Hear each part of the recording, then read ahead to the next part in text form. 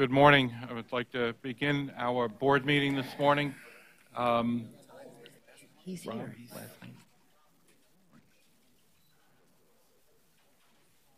Rob Marino, do we have any public speakers this morning? Mr. Chairman, we have 8 public speakers this morning. I would like to remind them all to please keep their remarks to 2 minutes. The first speaker is Deborah Cohen. Ms. Cohen will be followed by David Paul Gerber.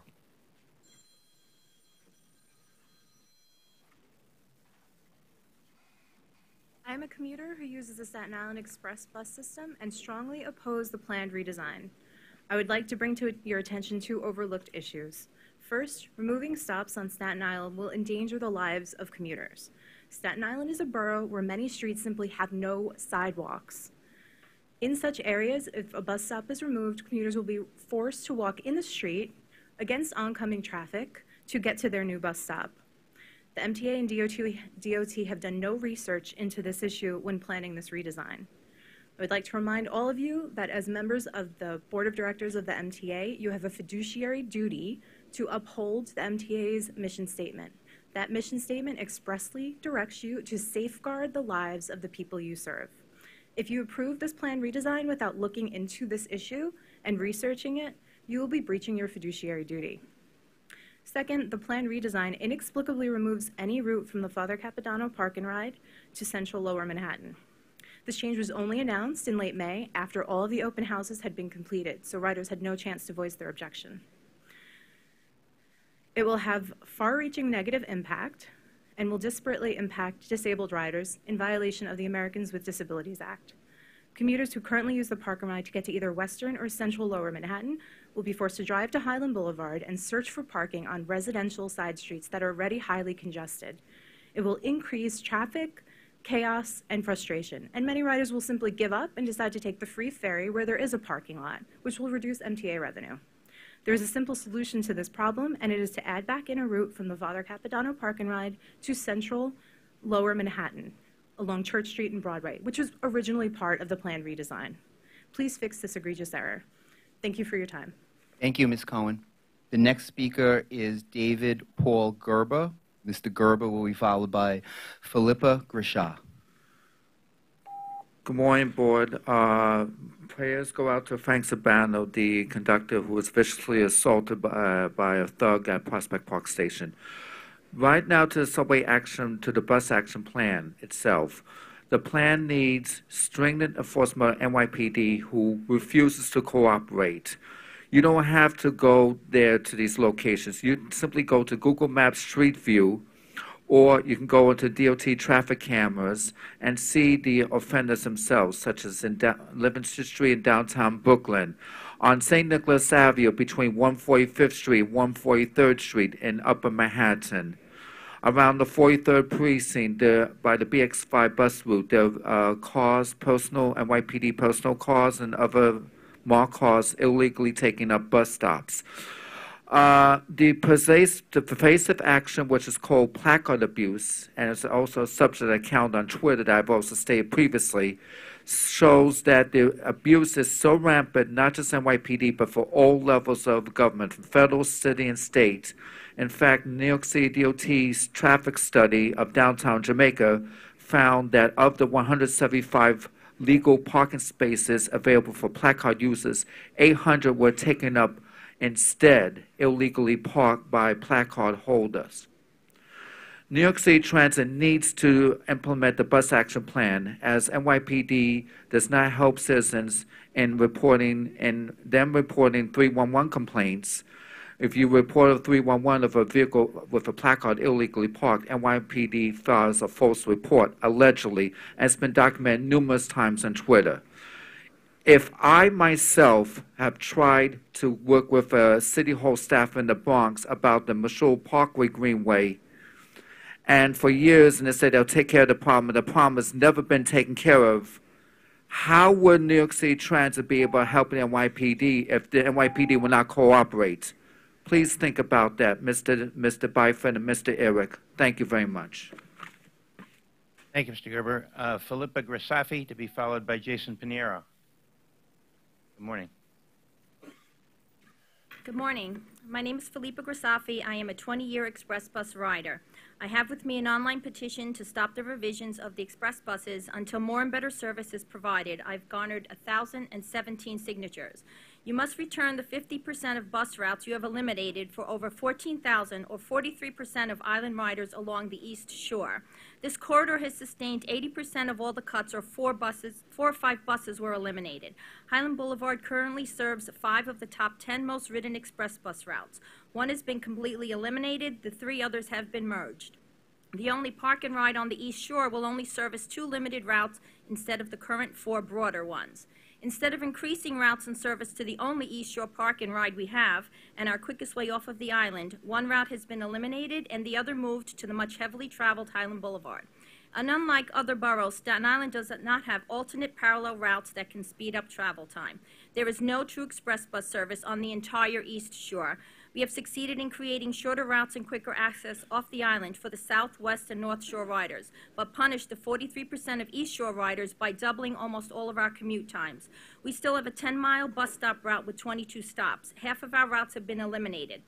The current commute for the X1 traveling 10 miles from Eltingville Transit Center to Verrazano Bridge at 10 a.m. on a good day is 1 hour and 15 minutes. That is what it currently takes me to get from my home in Great Kills the 20 miles to my office in Tribeca by driving myself to Park and Ride. Once this change is implemented, it will take me and thousands of other riders along the Highland Corridor close to 2 hours to commute each way. It currently takes me 90 minutes to get home via Father Cap.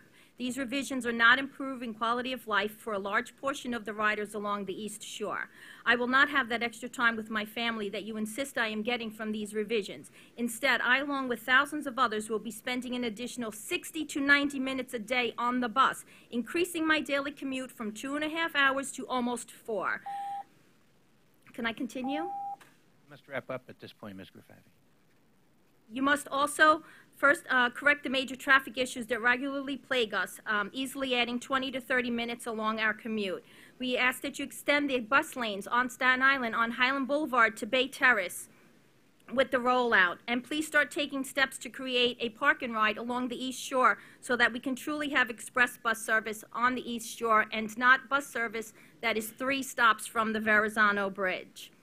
You're causing riders with these changes to walk additional time, take alternate modes of transportation, and something that's very difficult for the disabled. 15 to 30 minutes you say you are saving us will be spent on additional travel time.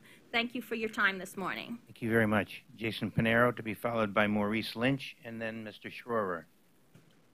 Good morning. Good morning on the day after my birthday. A couple of things. One, I would love the board to investigate why are school buses used in Long Island when the Long Island Railroad is disrupted. Second of all, I'm in favor of the Staten Island Express bus redesign. This is way overdue, and I hope that each and one of you guys vote yes on this measure. And I want you guys to pressure the Port Authority to wrap up any projects that involves MTA's assets and vote no to build the Air Train LaGuardia at Casey Stingle Bus Depot has been rumored over the social media networks. And I hope that we'll still have confidence in you guys to doing the good job that you guys have been doing throughout this year, and congratulating Joe Lowell on his first year of coming back to his old job. So thank you for your time. Thank you very much. Maurice Lynch. Then H.P. Schroer, then William Henderson. Thank you. Good morning, everyone. My name is Maurice Lynch. If you have your mobile devices, you can go to Google and Google MauriceLynchMusic.com. I wanted to speak to everyone today. I wrote a song called A Train Express. The song was produced by Ray Chu, who everyone knows. He's the musical director for every major award show in the United States. And I want the MTA to champion my song. I think the song is fabulous. Of course, it was produced by Ray. So, Maurice Lynch, L-Y-N-C-H. And if you go to Maurice Lynch Music, you'll read up on me. And I did speak briefly to Andy. And I think that's a great way for MTA to raise money. I think you're trying to figure ways. Music makes money 24 hours a day. If it's on the radio, if it's on whatever. So my thing is, if we come to an agreement, the thing is I own the song, I wrote the song, so we can share some royalties. We can get the song playing all over everything on radios and every other platform. I'm going to play some of it. I don't think you can hear it. I knew you were going to say that.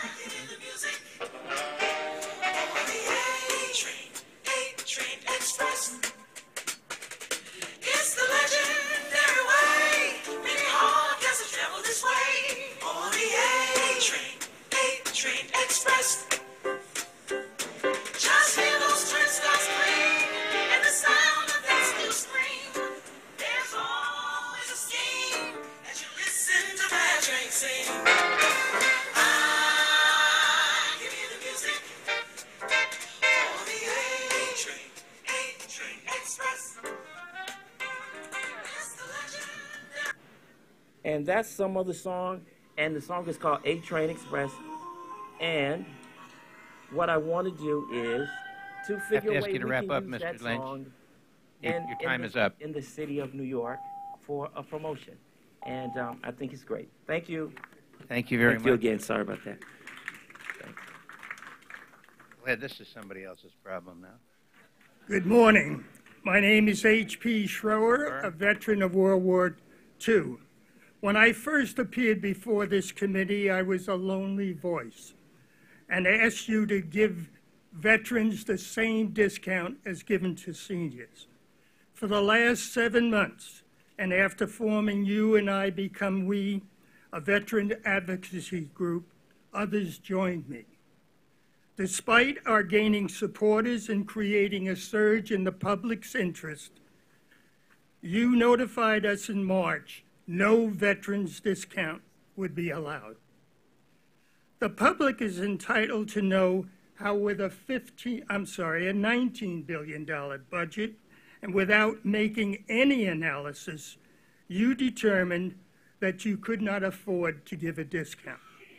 In plain words, you decided a veteran who served and sacrificed for this country was not worth 2 cents. For that's what our analysis, which I've left with each of you, proves it would take to fund a discount. Fortunately, our message resonated with others. Last Friday, Fair Fares was approved by the mayor and the New York City Council. What you may not know is that there is a provision within this that offers veterans attending college a 50% discounted card. This is the first time in 100 years that non-disabled veterans will be getting a discount.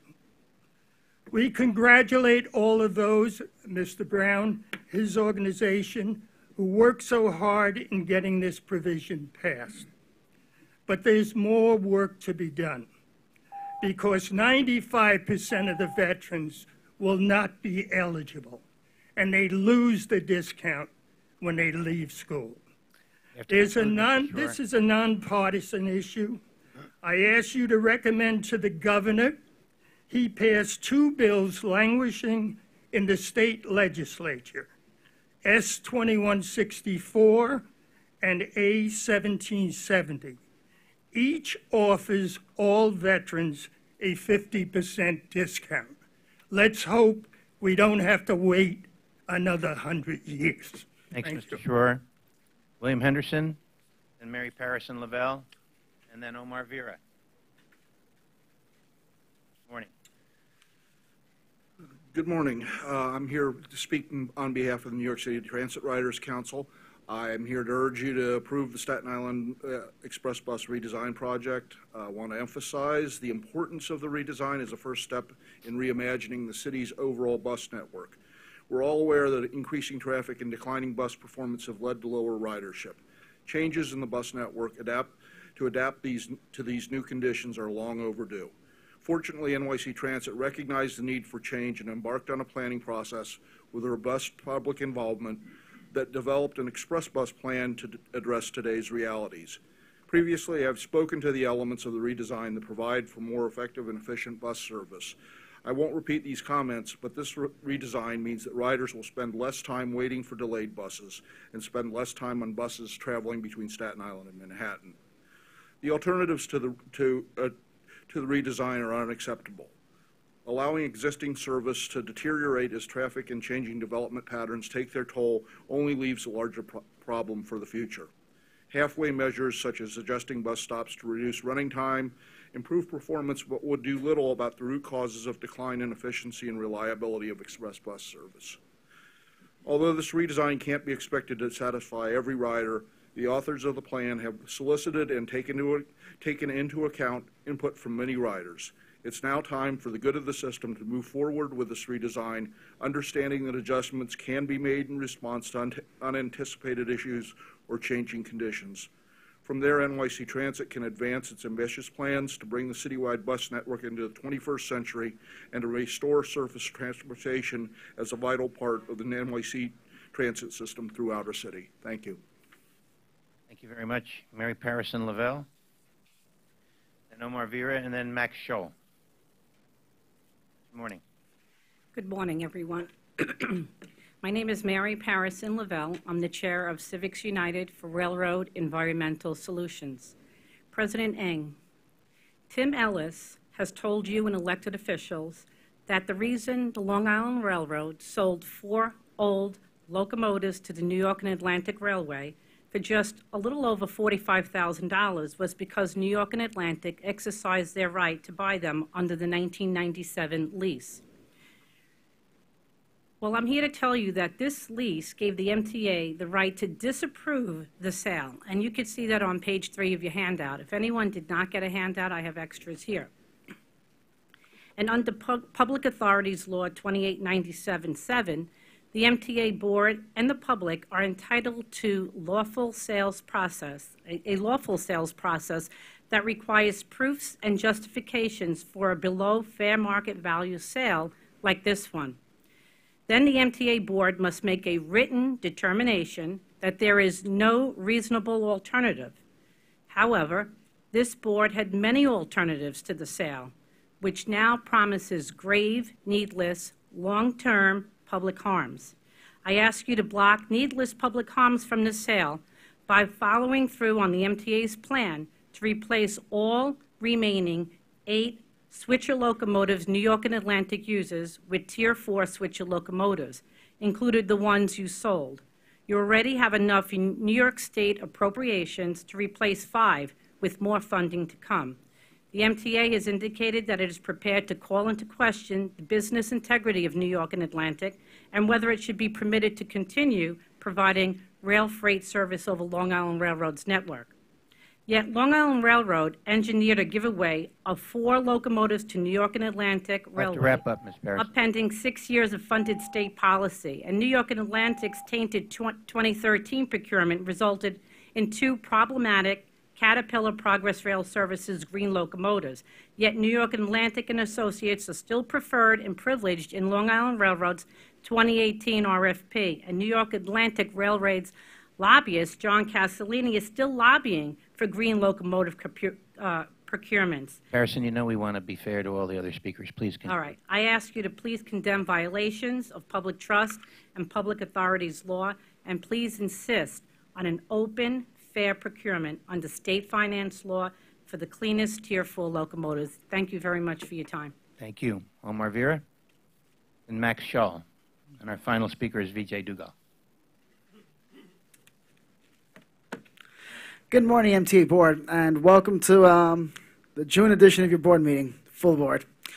Yep, we got a lot of things to discuss, but for starters, I'd like to once again reiterate my support for the Fast Forward plan. President Byford, very ambitious. I fully support it. Thank you so much. I love that video. In fact, I showed it to a bunch of friends, your video at Hudson Yards. Second, well, this complements the Fast Forward plan for rehabilitating our transit system. But like I said, this whole delay has got to stop. I almost didn't get a chance to speak at all today because I was on the 5 train and it kept slowing down, braking, going in the middle of the tunnels. And like that's completely unacceptable. Which brings me to the report the New York Times with the top transit journalist Emma Fitzsimmons and her team did regarding why we're in such in bad shape. Now, Chairman Loda, congratulations on your first year anniversary as chairman for return. I know you're hesitant to critique your former boss, but former Mayor Giuliani and former Governor Pataki are largely responsible for why you're in a mess right now. They defunded the MTA for 20 years, and now we're feeling the effects of it last year. They need to step up and they need to apologize to all of us for their mismanagement. And I'd like to thank Emma for that video explaining why our system is in such a bad shape. We need to move forward, not backwards. And I feel like that's the way to do it. And with that, that's all I have to say this month. Thank you so much, and enjoy the first day of summer. Thanks. Thank you very much, Max Scholl, and then Vijay Dugal. Good morning. Morning, MTA board. How you guys doing today? First of all, you should definitely run with that A-Train song. Wow, that was sick. That was great. Just wanted to start off by saying thank you to Commissioner Trottenberg, an MTA board member. This morning, we actually rode bikes in together here on the bike train, which is a weekly bike ride that we do in preparation for the L train shutdown. We're trying to get people comfortable riding their bikes because biking is obviously going to be a huge part of the mitigation plan before the L train shuts down. And obviously, the other subway lines won't be able to accommodate everyone, and the biking during the shutdown will only be as safe as the infrastructure provided. Thank you to the DOT for that. And of course, buses will be the other major part of the plan. I implore the board to run as many buses, electric especially, as possible, and to keep a tight eye on the operations of the buses so, people are actually incentivized to use them. Of course, we need to weigh the needs of everyone involved in the L train shutdown mitigation plan, including local communities and the 200,000 riders that, go under the East River Tunnel every day. But I think, if we really incentivize people to use buses, use bikes, then that way it'll have much less of an effect on those communities. If we keep people moving, then that's the best way to keep the impact low on the communities. So that's about it. Thank you again for letting me speak, and I implore you guys to do the best plan you can on the L train shutdown. Thanks again. Thanks, Mr. Shaw. Vijay Dugal.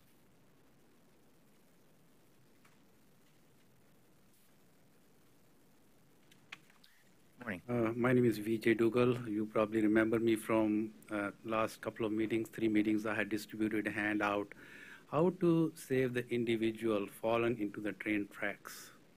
And that question is still on the table. This is not an isolated incident. It's a very important question to be asked. And what an ironic situation that in the last handout I illustrated this is very vulnerable to the people, particularly with the disabilities, people who walk in the wheelchair and so forth. And now I read the news 2 weeks ago that an individual with a walker fell into the train tracks and died in the Jackson Heights station. That's where I take the train from. And this is very, very disturbing, gentlemen, and you are not asking the question, what MTA has done within the last 10 years that will prove that whatever system they have in place to enhance the security of individual and show the results. 5 years ago, I think there was a plan. They say MTA has some system working on, and nothing is there. And there's a plan, funding dedicated to the security feature, security measures of to how to save lives. And I don't see any plan. What I was to say. Yeah, actually, I did file a Freedom of Information request. How many people died during 2017 and 2018?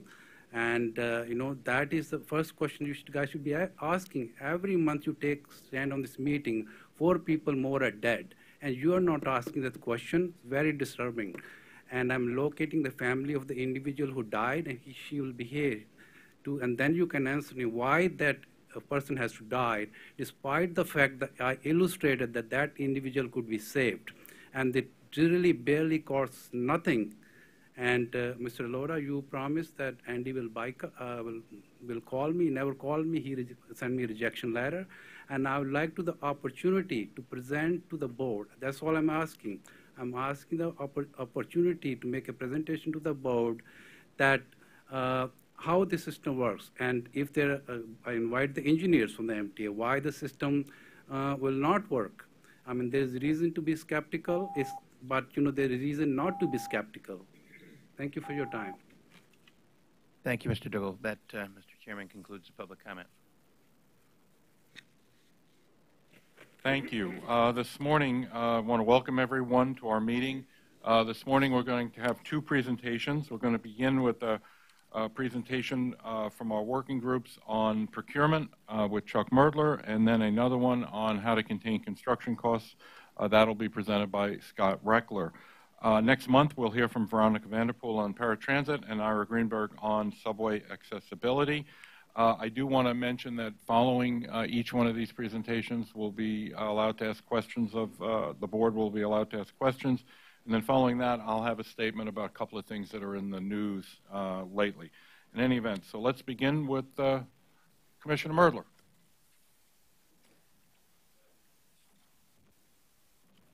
Mr. Chairman, I wanted to update the board about the progress made by the Procurement Task Force since our March report.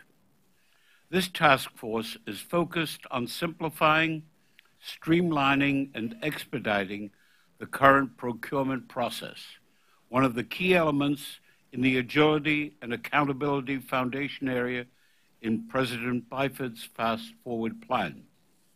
The team at New York City Transit, led by Stephen Plokchocki, and with focused and dedicated management coordination provided by Pat Foy, a great example has been provided in terms of what is possible when there is will and imaginative leadership prepared to secure constructive change. The task force included Commissioners Brown, Vanderpool, and Weisbrod, each of whom have done much to make possible demonstrable change.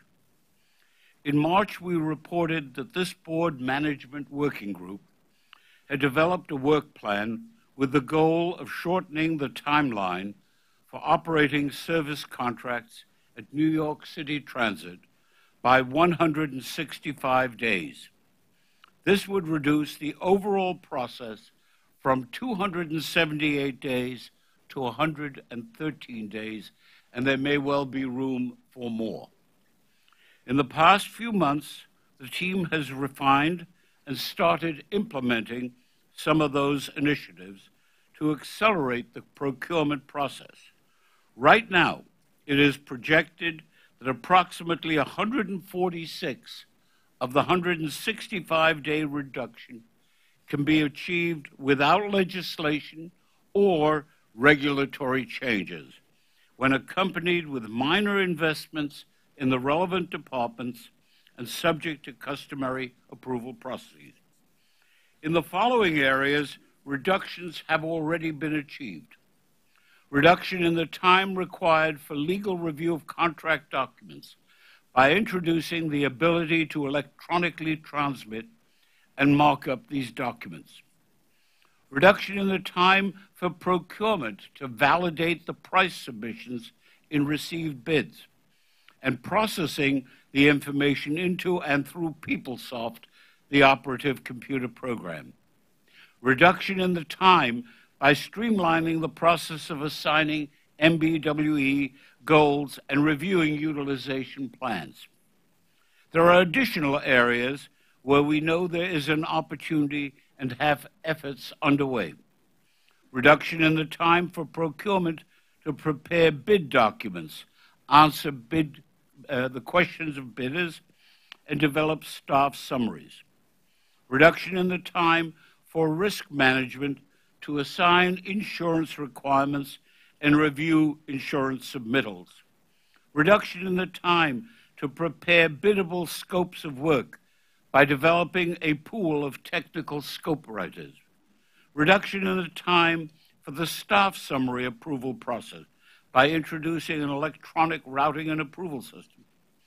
All of these initiatives and more will be tracked and monitored via a dashboard to give management insight into the lead time and the processing time for each aspect and part of the problem. To date, a reduction of 25 days of the 146 has already been achieved in 2 months. By reducing the time for legal review, assignment of MWBE goals, and the time to process and verify bids after opening. What are the next steps in addition to implementing the Phase 1 expediting process? We will begin by examining the ways to streamline the RFP process at New York City Transit. This has become the process of choice to permit examination and consideration of such vital qualifying factors as bidder capacity to deliver in a cost-effective and timely manner, leadership to provide quality control, and a host of factors in addition to price. Time savings in this area should expand the field of those who would bid, improve competitiveness, and ultimately improve price and deliverables. At the direction of Chairman Loda, we will continue to examine the ways and means the critical procurement reforms can be extended to the other operating agencies.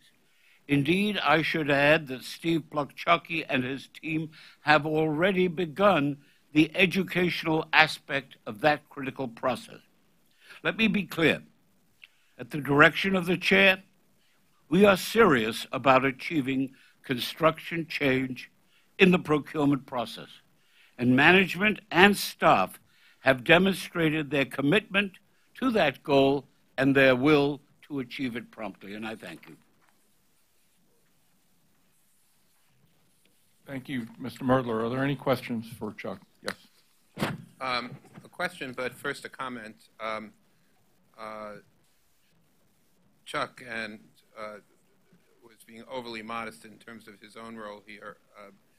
Yes, I think this was really the progress to date is really extraordinary, thanks to Pat Foy and Steve Plachaki. But Chuck Merdler really has put in an enormous amount of work on this. So I really want to thank you, Chuck, for the work you've put in on this.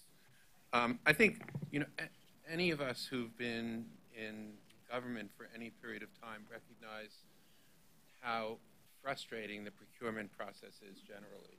And it is just one of those things where we all believe that we can make substantial progress on making it more efficient, and it is really difficult to do it. And so the progress here is, I think, especially worthy of credit. And I would just ask, in terms of monitoring the progress as we go forward, that we not only monitor how we reach the goals of saving 165 days as a process matter, but also as we do procurements, make sure that those procurements are, as they go through the process, are meeting the new deadlines, because I think that's often, just as a cultural matter, a very difficult thing to achieve, and that's an important thing to monitor as well. Absolutely correct, if I may, Mr. Chairman.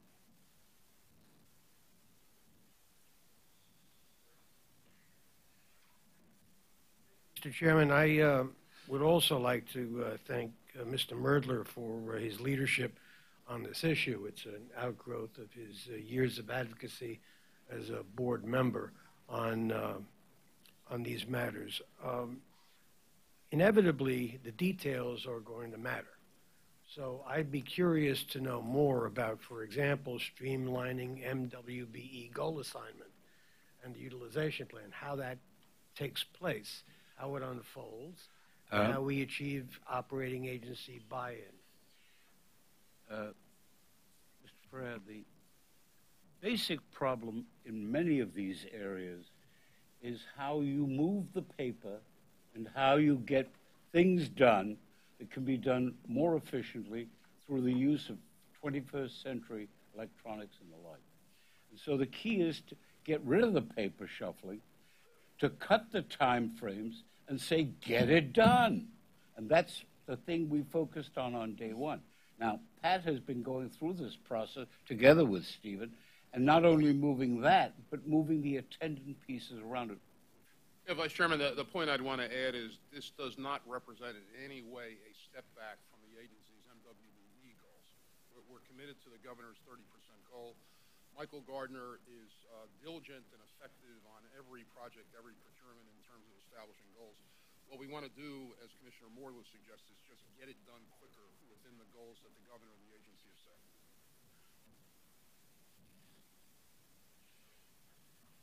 I would also like to thank Commissioner Merdler for his hard work and MTA President Pat Foy on this and Steve Plachocki. I'm just wondering, of all the things, Chuck, that you mentioned that you're working on, do any of them have the potential to open up the field of bidders so that we don't have the exact same folks bidding on everything?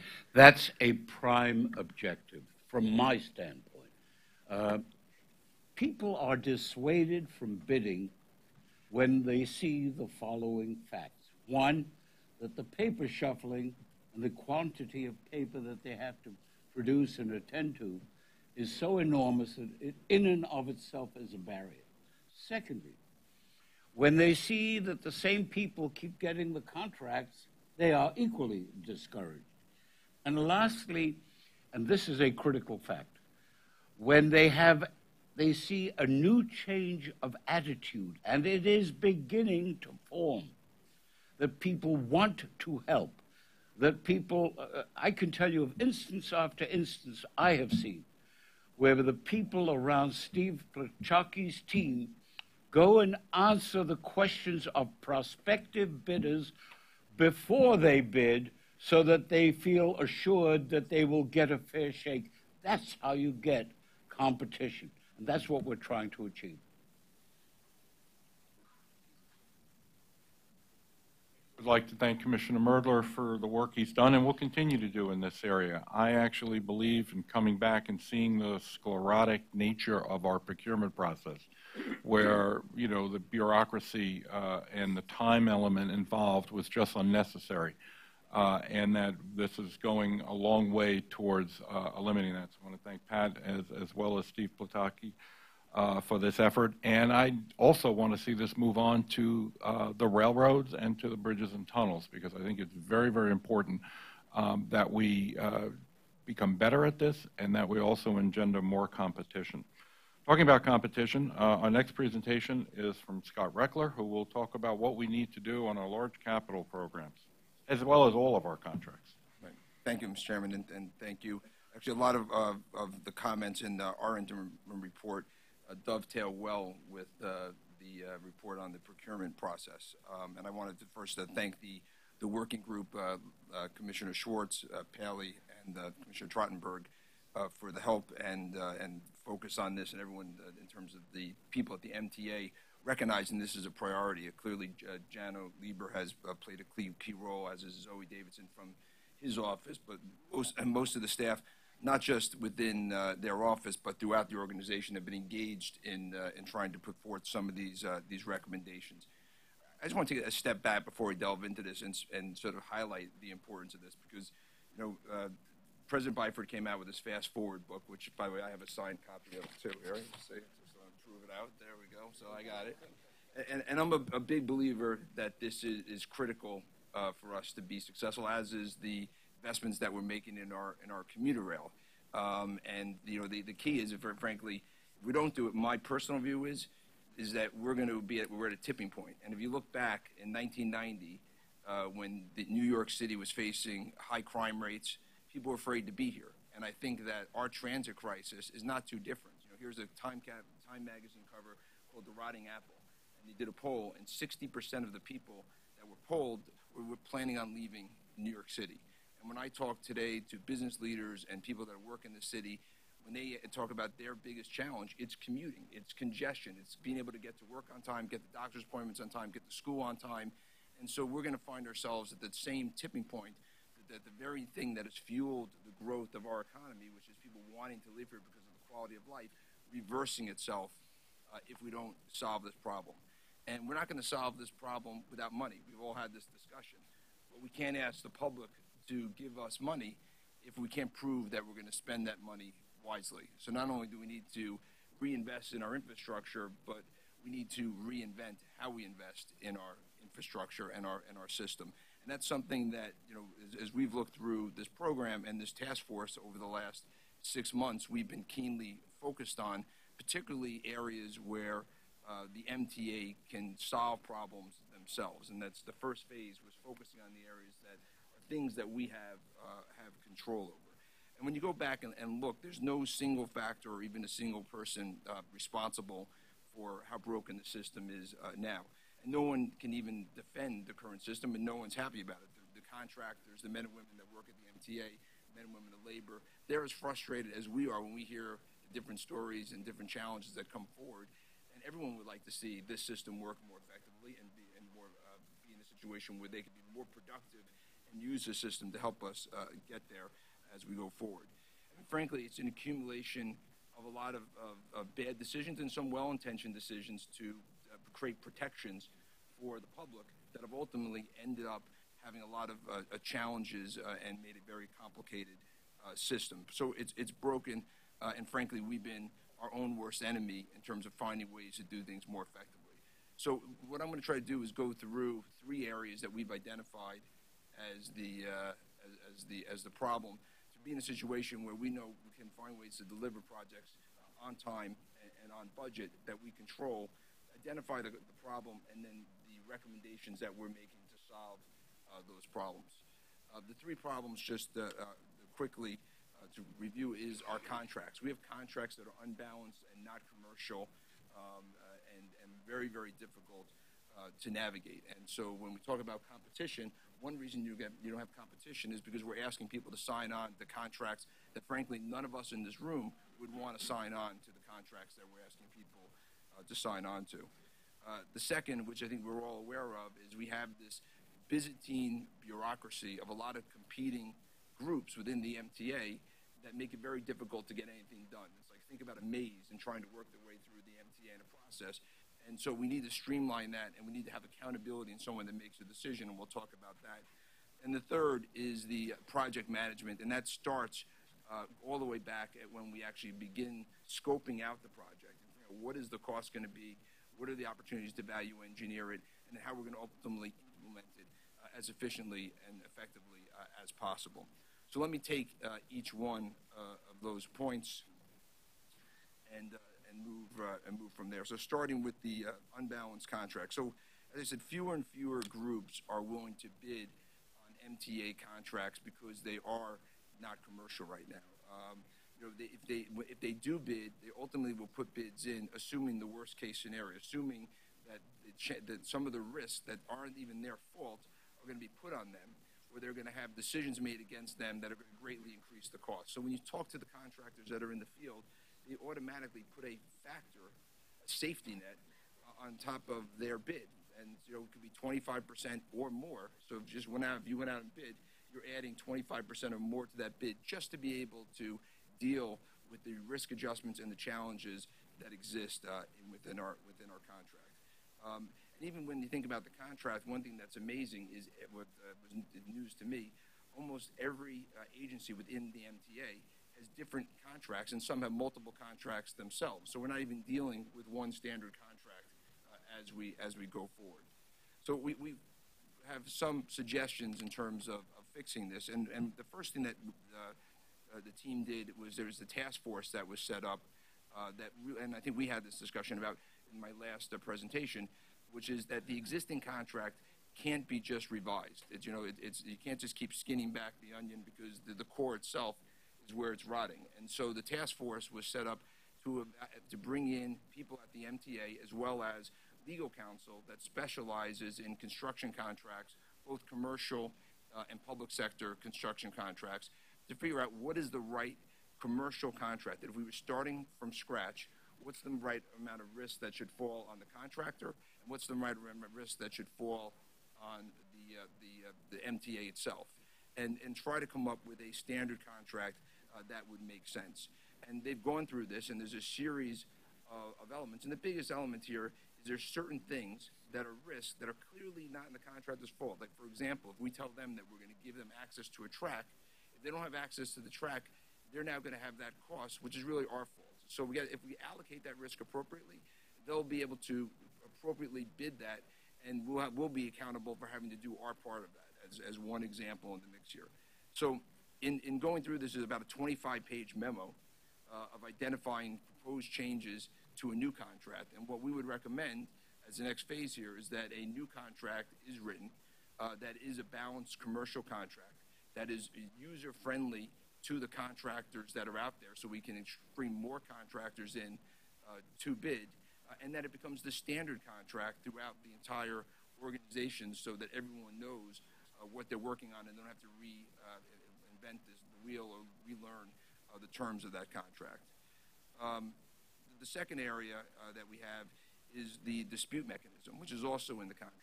Right now, if there's a dispute that the contractor has with the MTA, that dispute is ultimately resolved by an MTA employee. So think about it. Now, if you're having a dispute with someone and you now need to go to one of their peers to solve the dispute, you would think that's somewhat biased. And so you're not going to believe that you get a fair hearing for what that dispute is. And so what we recommend is that we bring in a single third-party neutral arbiter to decide disputes under an expedited basis. So if you're a contractor, you know you're going to get a fair hearing, get it quickly, and be able to get back to work and focus. And I think this will again, help us make sure we stay on schedule, enable more companies and contractors that want to bid with us as we go forward.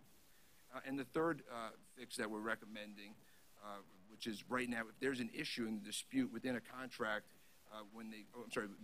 for every contractor, they're asked to put up bonds for 100% of the cost. What that does is it immediately reduces the amount of contractors that can actually participate. So when people ask, why don't we have contractors? There's very few contractors that have the balance sheet to put up 100% of the cost in the form of bonds. So we have a series of recommendations to relax that rule to a standard that we think would be acceptable, either using other types of securities like corporate guarantees or reducing the level down to about 50%, which is what the FTA requires. And again, the goal here would be broaden the number of bidders that participate with us, and so that we can get the best bid and the best work done as we go forward. And if we do all this, just in terms of thinking about metrics, this should take that 25% MTA factor and bring it down. So that just at the base of what we're working on, that should be our base case, is to at least get true cost, not cost plus 25% as a starting point when we move forward. So the second problem that we have is the inefficiency and layers of bureaucracy that create a lot of ongoing problems here. And again, a lot of this was done in terms of guarding against corruption and satisfying other stakeholders and trying to lay off different risks that might be there. The problem is that no one is ultimately responsible and properly evaluating the costs of these different protections and asking whether the benefits of the incremental protections are actually outweigh the costs. And if you don't ask that question, if the benefits outweigh the cost, you find yourself that anytime you can mitigate a risk, you're going to add another layer of bureaucracy to protect that. And I'm going to show you some examples of that in a minute. It also creates a situation where if you have different stakeholders who have different things, they could take things that they are nice to have rather than they need to have and force them into a project. And no one's there to push back and say, that's nice to have, but it's going to cost X dollars. Let's push this off because we can accomplish our goal with this need to have to ultimately bring forward the project. And so someone needs to be the arbiter as to what that is. And then, of course, all this slows down competition. So what's our fix? The first fix is for every major project to appoint a project lead, or think of it as a CEO. And even in my business, every project I have has someone that's ultimately accountable to make the decisions. So if you're sitting there and someone has to decide what the scope's going to be, what a change order is going to be, or if there's an argument between different stakeholders, this person on the ground is empowered to make a decision. Right now, it needs to go up through a very convoluted process with multiple people and get stalled. And what we're suggesting is that not only we have this project lead, but that to the extent there is a deadlock between the other members of the agency that are focused on this and the project lead, it goes to the president to make the final decision so that this is not something that drags on. There's a clear path of authority to ultimately resolve things and move things forward. The second big issue in terms of the bureaucracy is the payment process. You're in a situation now that if a question is raised on any particular invoice, the entire invoice isn't paid. So if it could be a 5% amount that's in question, but 100% of the invoice is held.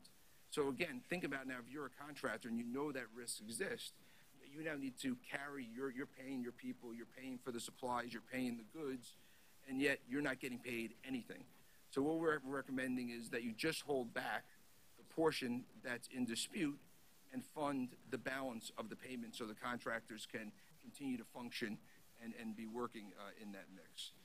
And again, there's only a few contractors that can actually have the staying power to wait through not getting paid, which again limits the amount of contractors that ultimately would bid. And then the other thing that's crazy is look at this change order process today, right? So, and we've had this conversation, but these change orders, there's a 40-step change order process.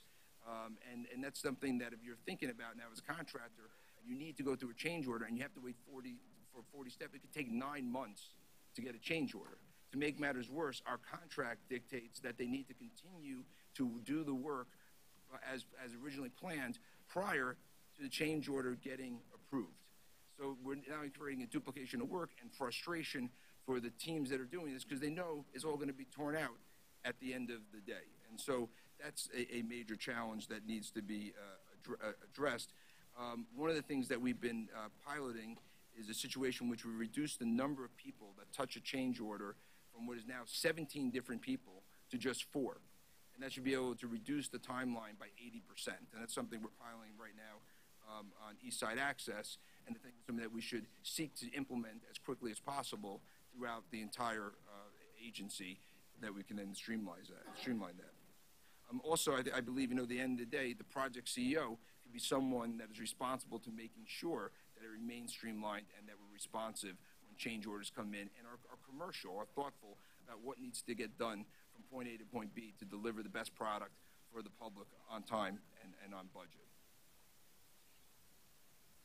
And the third area that we've talked about is weak project management. And I've had this conversation before, which is when we start out with a project, we really don't know what it's going to cost, right? We didn't know when Jano came in originally and told us East Side Access was going to be blank.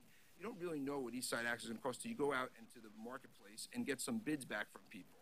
And so part of the challenge is we're working off of guesstimates and using historical metrics that we have and trying to extrapolate general metrics into what a new project is rather than being specific to what the scope of that project is. And so the thinking through the initial part alone is off. And then when we approve budgets and contracts, they're done and set out for bid with very little flexibility. And they're hyper-customized. So what that does, it limits people's ability to offer suggestions about how you would value engineer.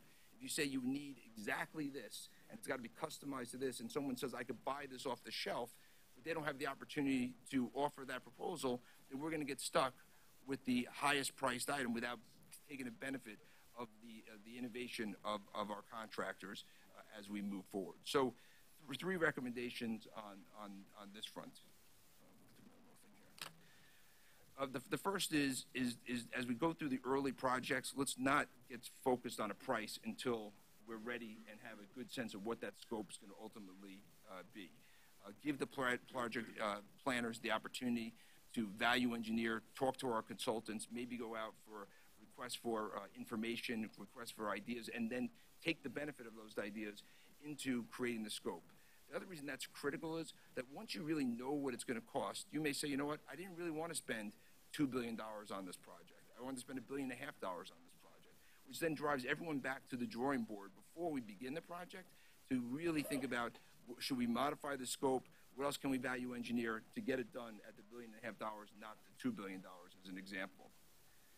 The second piece is on the bids, provide flexibility and make them less prescriptive so that you can actually work with the different contractors and our consultants to value engineer, make it part of the process, and so that when you're thinking through the contract process, if the second phase is going out to get the best ideas and value engineer it as we go forward, and avoid trying to have customized products, but more try to pull things that are off the shelf.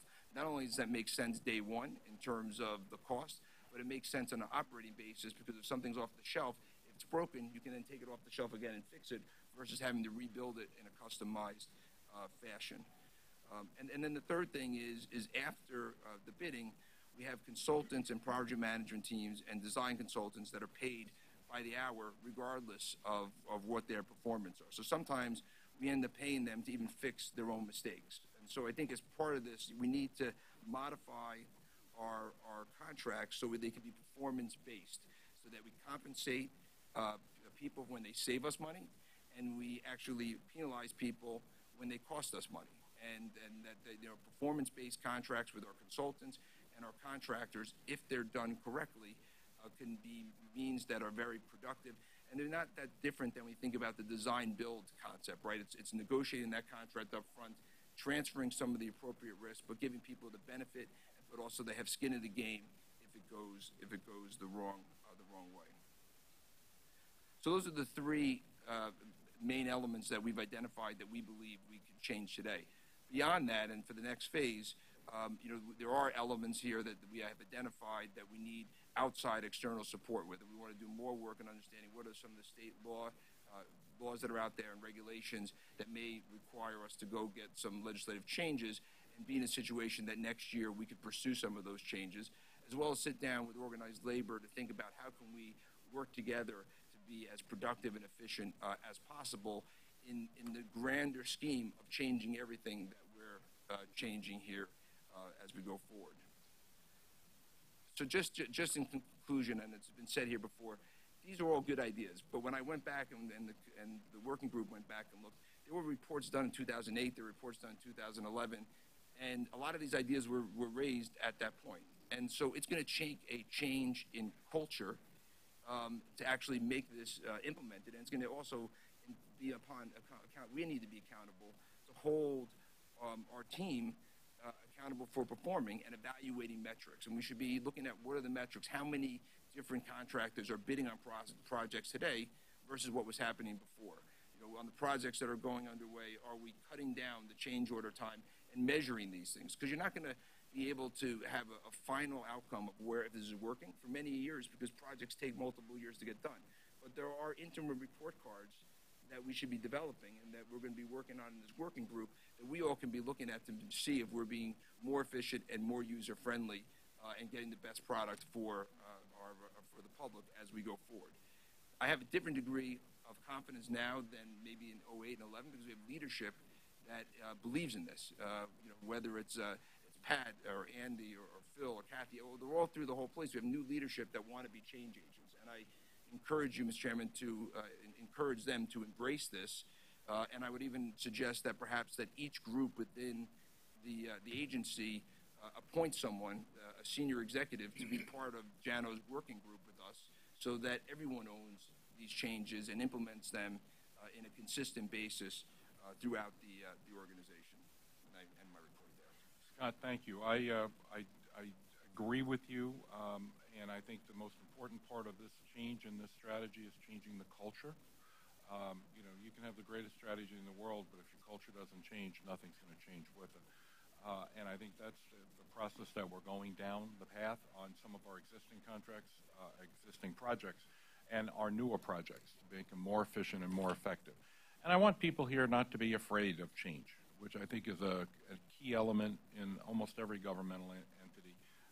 We need to understand that we owe it to the people of our city to get our act together so that we can keep moving people and getting them to where they need to get to, both on the contracts as well as on the project management side of it as well. Questions? Andrew? Scott, I want to really thank you. I think that your private sector expertise and obviously brain power really led a lot, and this is my opinion, I know it's been said before, but I think this thing is really well thought out. You've really gone into the details of why we're getting these unsatisfactory results that everybody's so upset about. And I think it's really important as fiduciaries and as board members and as the senior management sitting around this table that we really support this thing so it doesn't become an 08 and all the other years that, because it'd be a shame after identifying these things and seeing these things not to really change the culture, as Joe said here. It would be really a crime almost. It really will, because if we're going to go ahead with these huge transit projects and commuter rail projects, we have to be sure that we're getting a value for the dollar spent. Otherwise, we're going to wind up, obviously, in a very bad situation. So, a terrific report. If I may make a suggestion, though, that I would ask you to think about and maybe add into the final report. As you know, I've expressed a lot of concern about a lack of competition in the subcontractor level on certain East Side Access project procurements. I would like to ask that the Cost Containment Task Force to focus on how to create more competition among major subcontractors on our MTA projects. Electricians, plumbers, and many other trades, we are seeing the same names too often. So please include some recommendations, if you would, Scott, as you go forward in your final report on this, I think, very important matter. And as part of this, I would request that the Cost Containment Task Force, in consultation with Chief Development Officer Jano Lieber, recommend standards for how to inform the board when procurements come up for approval where there has been little or no competition at the major subcontractor level. And as you know, I've been very upset about some of these things that happened on East Side Access, and I think it's very important as fiduciaries, as part of what you said, that this board supports this effort and knows what they're really voting for.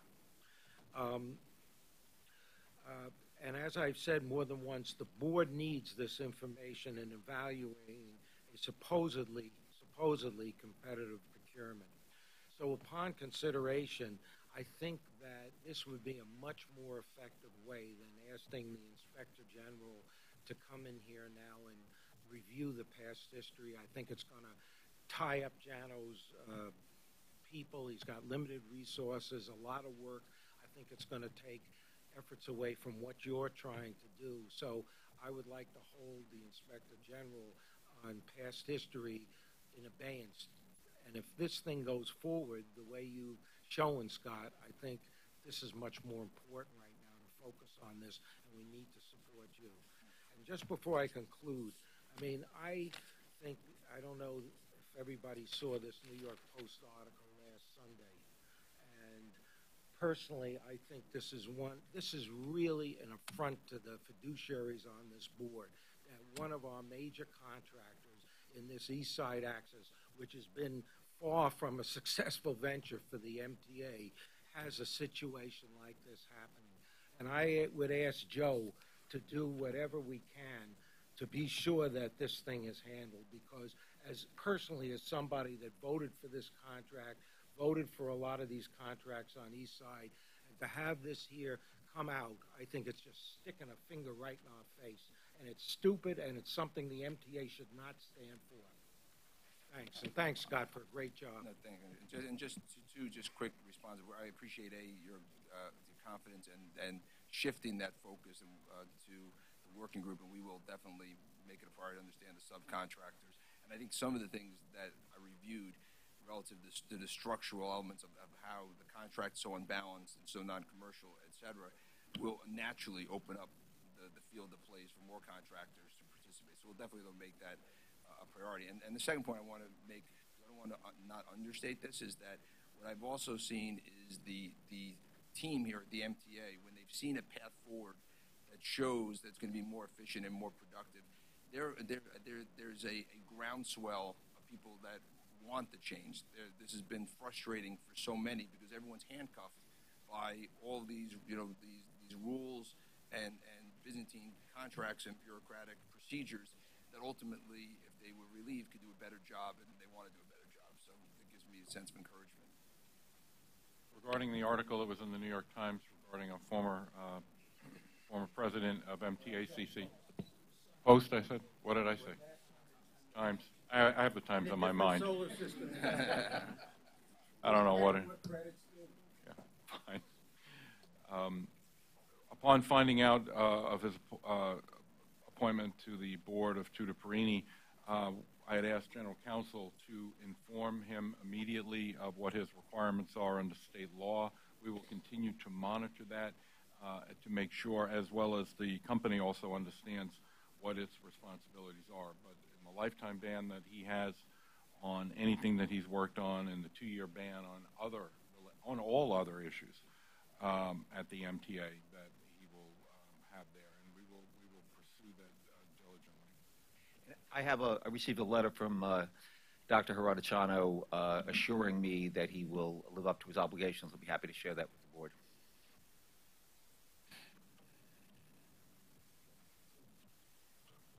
Scott, I think your committee nailed it. This is a really great report. I especially liked the focus on allocation of risk, and I'll address that in terms of change orders. I know the board is pretty hesitant to approve change orders, especially if they're large and repetitive. But by properly allocating risk, I think we will eliminate a lot of them, because the risk has to be not always us. And I think it's not always the contractor either. But sometimes when we get large change orders, we focus on the contractor. Something I heard in both of your reports is that you are increasing communication between the MTA bureaucracy and our contractors. I think that goes a long, long way to resolving problems before they crop up. And lastly, as a participant in the 2008 study, you correctly noted that many of the same things were discussed. I think you need, and your committee needs, to take this the next step, which I think you've started to do, and that is to really address an implementation plan. Because just telling us and the bureaucracy that this is what needs to happen doesn't see that it happens. And that's what I felt the failure of the 2008 effort was. So I hope your committee continues and you work with management in order to develop a real implementation process that we can track with your metrics. Thanks. Susan, one of the things I failed to mention, after Scott's report, was the follow-up nature of what's necessary here. It reminds me of what I gave everybody on my staff when I became deputy mayor, and they all have it they still have them in their offices in the private sector. And it's a sign that says, it's follow-up, stupid. If you put it on your to-do list, you have to get it done. This is on the to-do list. It has to get done. Polly?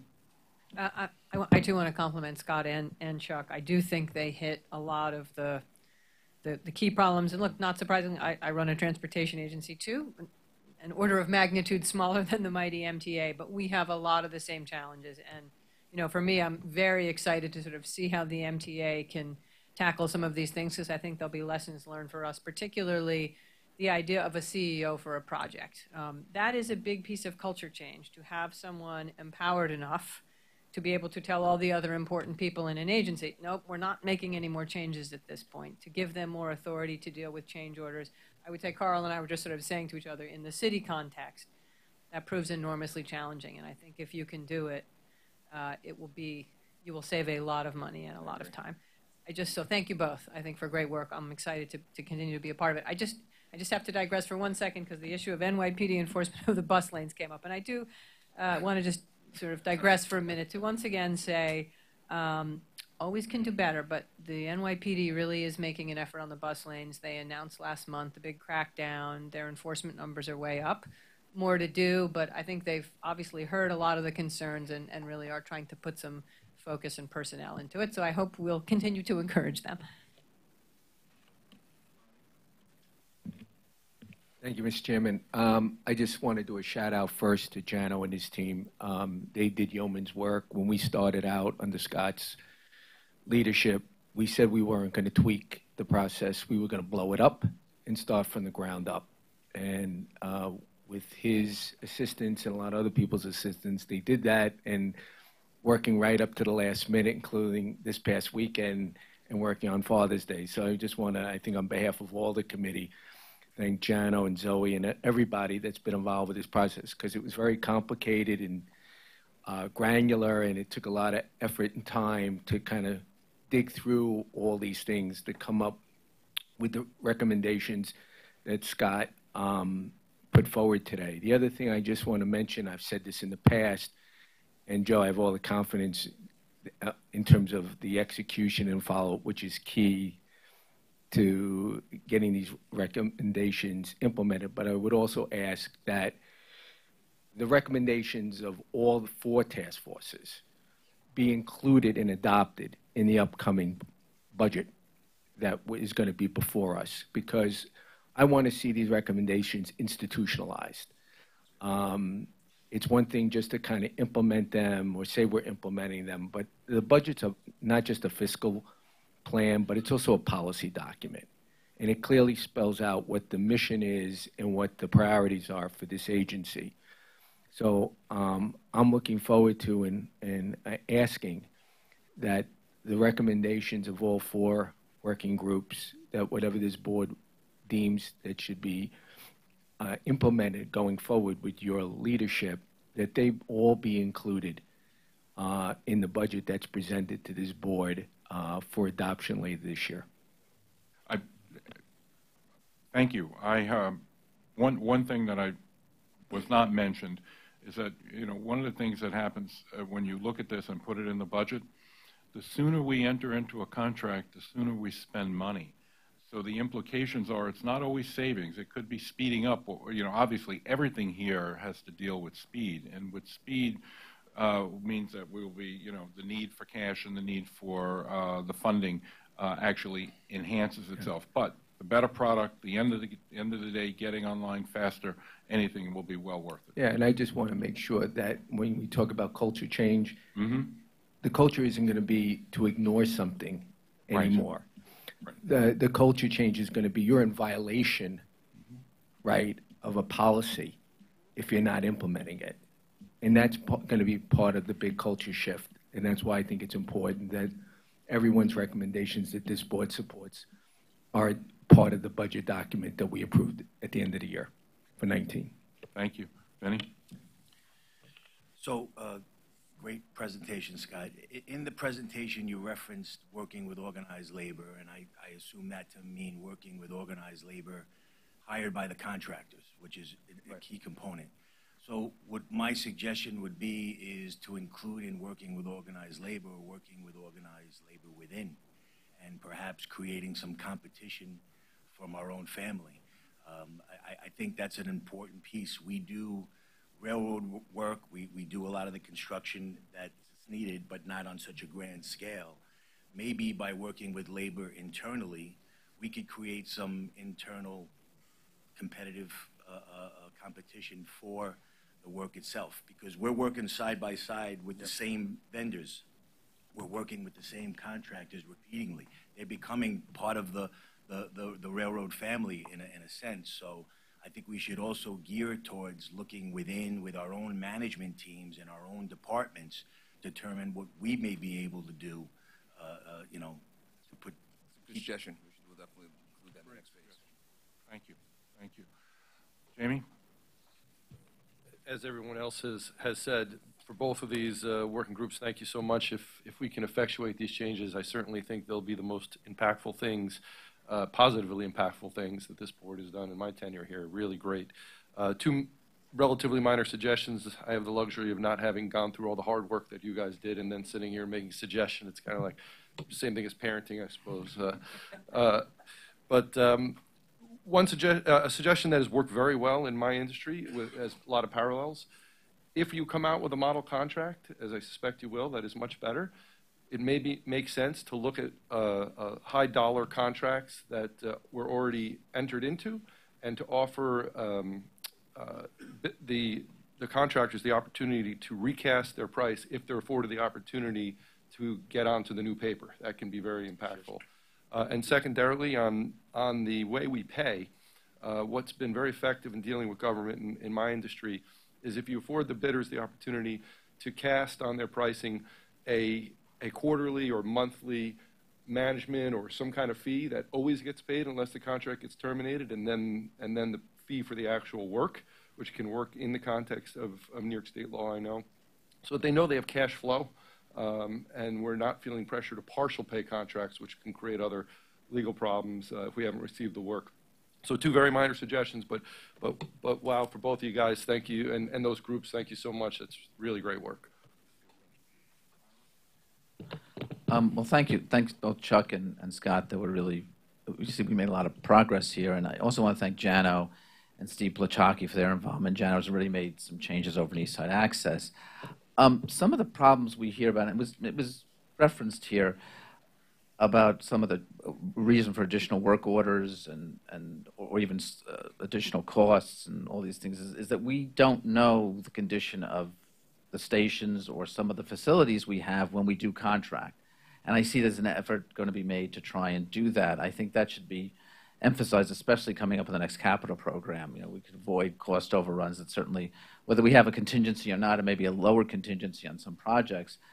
I just wonder how that's, at some point, how that's going to be done. And because I was told this was going to be done like 30 years ago, and we're still slogging through situations where we didn't know the condition, the contractor doesn't know, the contractor then submits a higher bid thinking that they themselves got to have a large contingency because they don't know what they're getting themselves into. So I think that's one of the bigger challenges here in a way, because changing bureaucracy is something, it's difficult enough, but knowing the condition of your system seems to be a very large challenge for this agency. And in the future, I'd love to see how we're going to approach that. Thanks.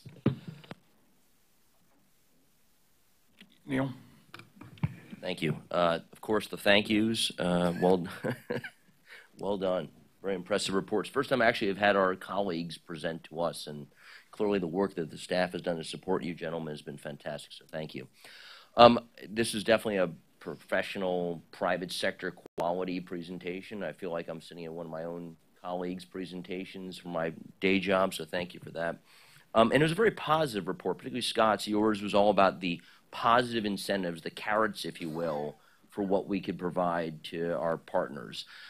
My question, though, is, and it often is how we discuss the outcomes of contracts gone awry at this board, whether it be Chuck or Larry discussing what we will do to contractors if they don't meet their obligations. Where have you been in your thinking about sticks? Because, again, I heard a lot about carrots, which is, I think, a positive incentive to create a win-win situation for those working with us, particularly a way to get rid of the 25% MTA premium. But sticks, have we been thinking about that, and is that on the roadmap, if you will? Yeah, so a couple of things. One, if you remember, when we talked about performance incentives, it was performance where they can participate in the savings, but also be punitive penalties to the extent there's cost or overruns or delays that are there. The other thing that we've talked about that we haven't dug into fully, but as we increase the span of contractors and subcontractors that are participating, is creating a ranking system. And just like you see when people now, from Airbnb, Uber, that everyone in the stakeholders that are involved can provide rankings in terms of performance, in terms of meeting our stakeholders' needs, in terms of how they engage and communicate internally and externally, come up what are the metrics that are both hard metrics and soft metrics that we think would be important, and be able to have a ranking system of the different contractors and subcontractors. So in future projects and throughout the agency, we all have the benefit of seeing that. And then hopefully that ranking system encourages the highest, best performance from the contractors. So that was the other idea that we were kicking around. Peter, did you have? No. Then on to Chuck. First, I would like to congratulate Scott for a superb job. But what he said underscores what, in my view, is a remarkable aspect of what you have heard today. In the 8 years that I have been on this board, this is the first time that a chairman has used the skills of people who know the real world and who know what has to be done.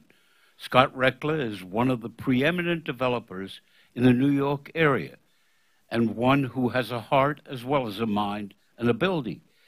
But Joe Loda is the first chairman who has harnessed the skills of the people on this board, and I think he deserves enormous credit for having done that. Alan All would be very helpful. Thank you very much. Thank you, Joe. I, like everybody else, I'm impressed with both reports and pleased that we're going in this direction.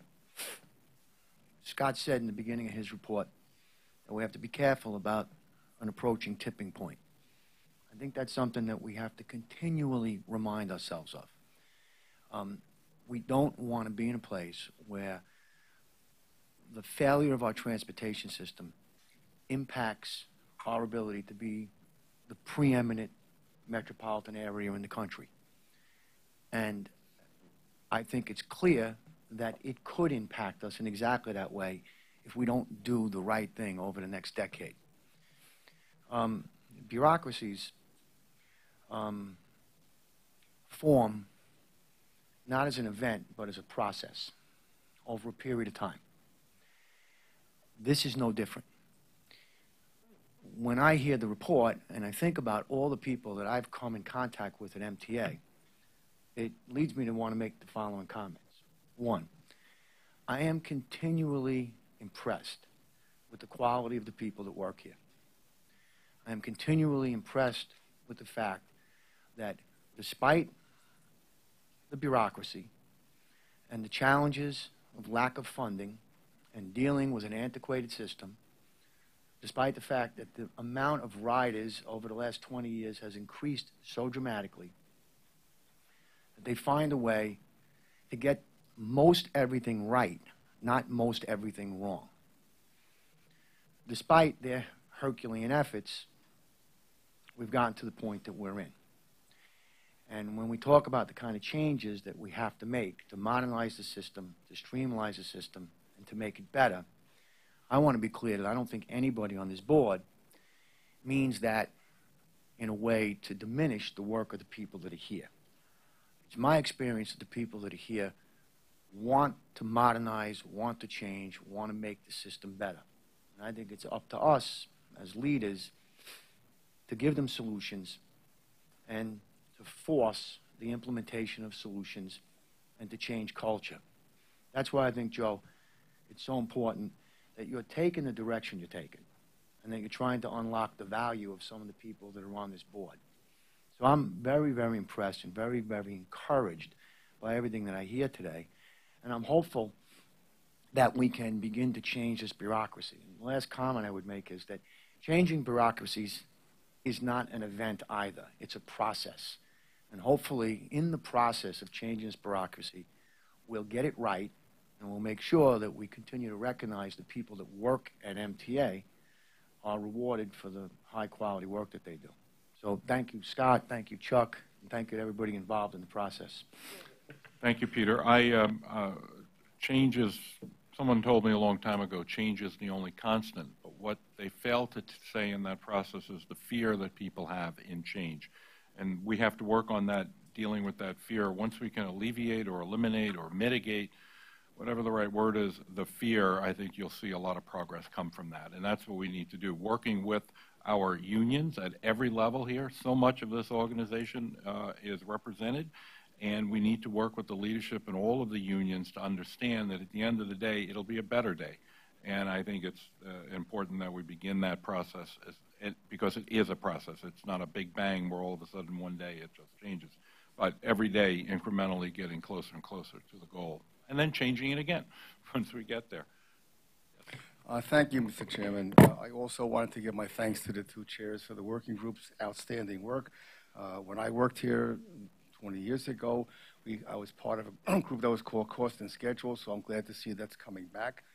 We also had some of our GOs were terribly onerous and on our customers, And so the Transit Authority gave incentives for early completion, and of course penalties for non-compliance. I wonder if that's still something that's being considered. And I can just hope that we can do a much better job going forward and save some money. Thank you. Talking about on time, it reminds me, I'll remind everyone that this Sunday will be the first Sunday in quite a long time that the number 2 and 3 train will be going through the Clark Street Tunnel. For those of you who live in Lower Manhattan or in downtown Brooklyn, it'll be back this weekend.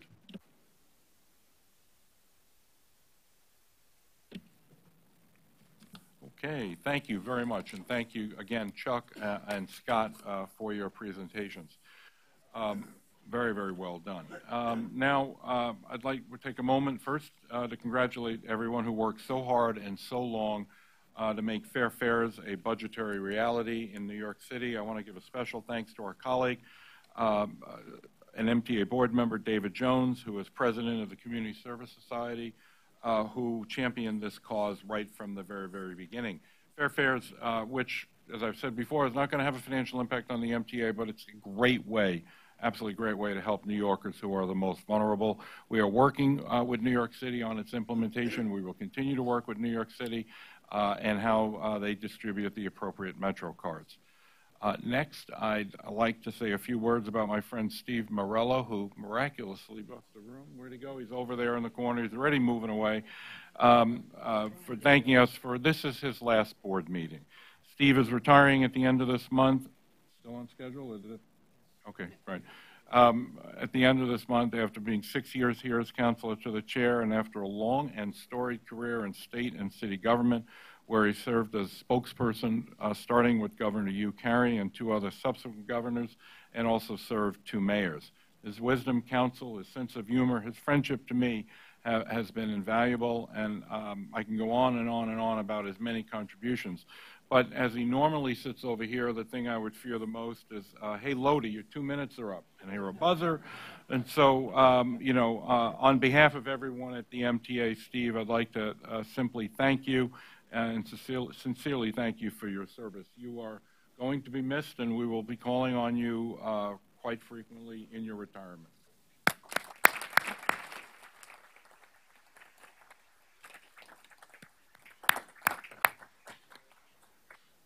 As also in that mode, as many of you know, John Malloy officially has resigned from the board as Nassau County's representative. John was appointed to the MTA board in 2013. We'll take this opportunity to thank him for his 5 years of dedicated service to the MTA and always looking out for the best interests of our riders and our customers. And as a new representative is appointed, I'll make sure that you're all contacted. There are 2 items in the newspapers or in other news outlets today that I would like to address. First, we've been hearing reports over and over again, day in and day out, about transit workers being attacked by members of the public. These assaults, I believe, are unacceptable. They are abhorrent, and I do believe that an attack on any one of them is an attack on all of us. We will continue to do everything in our power to keep our workers safe. We will work with the unions and making sure that that happens. I do want to remind everyone, and as well the public, assaulting a transit worker is now a Class D felony. Violators should be prosecuted, I believe, to the full extent of the law. I will work with the district attorneys and expect those found guilty of this crime to serve the time that goes along with a Class D felony. And finally, let me go back to my written notes from this morning. Yesterday, I became aware, the second item, I became aware that 5 years ago a Metro North worker attended a masquerade party in blackface. At the time, Metro North management did nothing. In fact, subsequently, he was in fact promoted in spite of this unacceptable behavior. Both his actions and the lack of action by MTA management at the time, I believe, is reprehensible. Kathy Rinaldi, our new president of Metro North, has ordered a complete review and investigation of this case, as well as reinforcing that there will be no retaliation for workers reporting any acts of discrimination like this. The employee in question was and is still represented by a union. We will work with our labor partners to ensure that all understand what our expectations are and that actions like this they understand are unacceptable, and that employees that participate in actions like this and those employees who cover up actions like this have no place at the MTA. Let me give you my personal point of view, which it hasn't come across yet. You should hear. I believe wearing blackface is racist. Those who decide to wear blackface are maintaining, I believe, a legacy of marginalizing and dehumanizing African Americans. Again, this action is racist, and it has no place whatsoever, not only at the MTA, but in our society. The MTA has a long and proud history of championing diversity, and I want to ensure that it continues, and that this act of this employee will not reduce our progress in eliminating racism and discrimination in our workplace as well as throughout our society. And with that, I will end my comments and take any questions or comments from the board before we go on to the regular meeting. Yes, Mitch? On the note relating to Commissioner Malloy, I know John's not here, but I want to thank John personally, being the other Long Islander on the board, representing Suffolk County, for his guidance over the last number of years, for his expertise, for his soft-spokenness, for his ideas, which he gave to me because he knows I have a big mouth. But he's been a great friend, a great board member over the years, and he will be missed by all of us. And I know I speak on behalf of the entire board and wish him best wishes in his retirement. Thank you, Mr. Chairman. Hear, hear. Anything else? Yes. Ira? I too want to very briefly say thank John Malloy for his years of service. I did rely on him greatly, especially as an engineer. I felt that his support and his comments were very, very valuable to me on numerous topics. So I want to thank John. I want to thank John. He's not here, but I hope he's listening. Thank you. I'll make sure he hears it as well. Yes. Commissioner Zuckerman? I would hate to mix two very different comments at once. I did appreciate John's partnership. He actually used to sit in this seat right here, and actually, given that I commute out of Nassau County in some of the summer, he showed me the Special Atlantic Terminal way of getting here to the MTA board meeting, which was a very expeditious way of getting here versus Penn Station. However, much more mindful of the more important comment I need to make in some ways, which is, Joe, given the horrific news that we heard via the New York Post today about this case and the blackface situation, two things I'd ask. One, as a board, I would love to be informed before the press receives this kind of information about this kind of level of abhorrent behavior.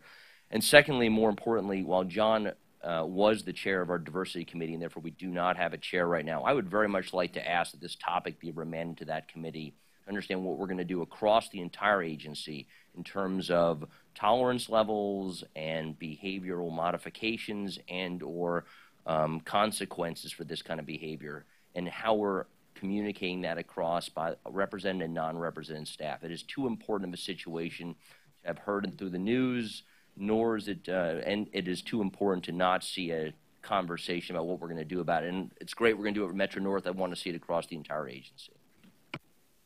But I will also be, very shortly appointing a new chair for the Diversity Committee.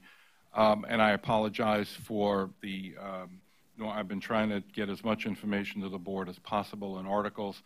The article, I've been following on the one issue that was in the Post today, which is about transit workers being attacked by the public.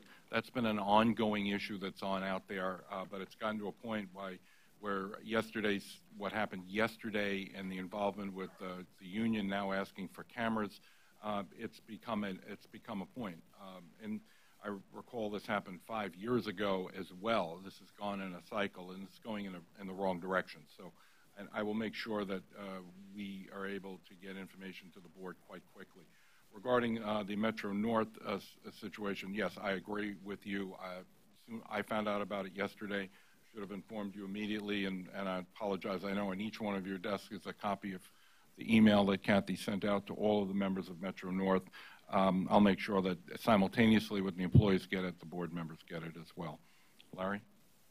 Yeah, I just wanted to follow up and say, irrespective of whether you got to us yesterday or today about this, I want to thank you and Kathy for actually taking this up and not letting it lie.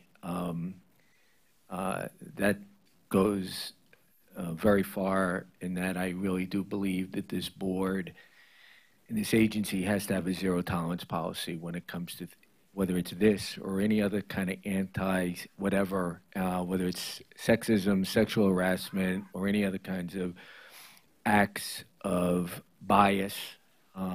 We have to have a zero tolerance policy, and irrespective racism or sexism or anything else, there's no, as far as I'm concerned, statute of limitations.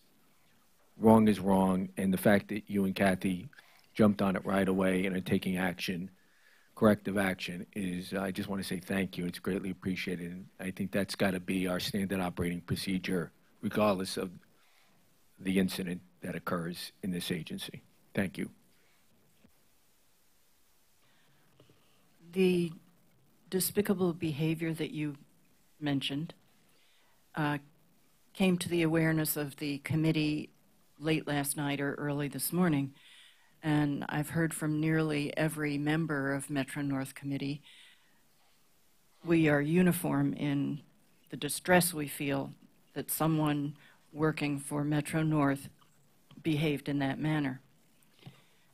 But I want the record to show that I have worked with Metro North employees and management for many, many years, even preceding when I served here on the board.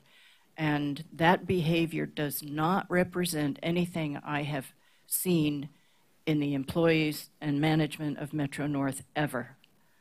It's, to me, very sad that this had to happen this way, but it does not reflect my view of Metro North. Thank you, Susan. That's the shocking part of it, because it doesn't represent. And as Kathy's letter said, that she was shocked, as was I, in that organization that this came out, and the cover-up that was involved. That it was completely unacceptable.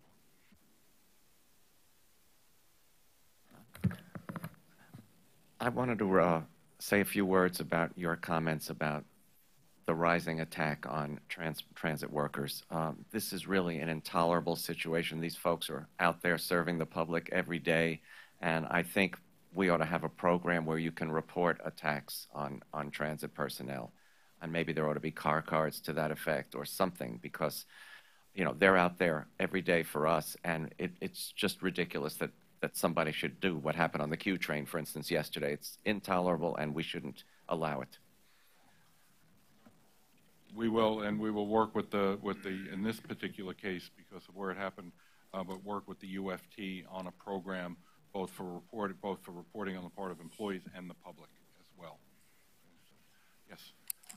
I just, Mr. Chairman, want to associate myself with your comments on both of these attacks on our employees and our position, very strong position, as you expressed, regarding the how totally unacceptable racism in any form is here, and I think that's the unanimous and consensus view of everyone in the entire board, and I would just suggest that your comments be expanded to represent the consensus view of this board as a whole.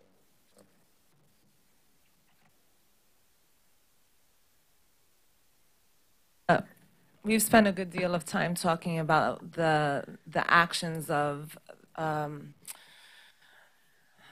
the individual who did those reprehensible actions.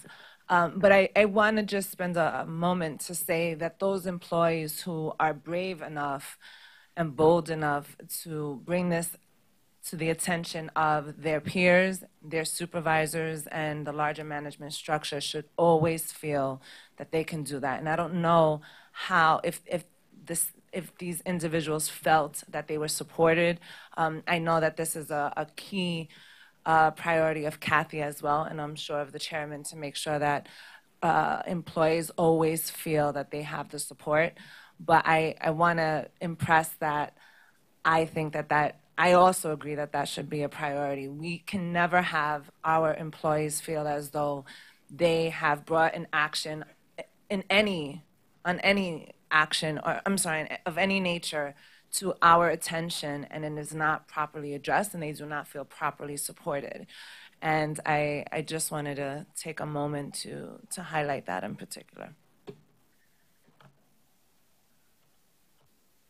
Thank you, Joe. I noticed that the president of Local 100, John Samerson, was calling for body cameras and for cab cameras.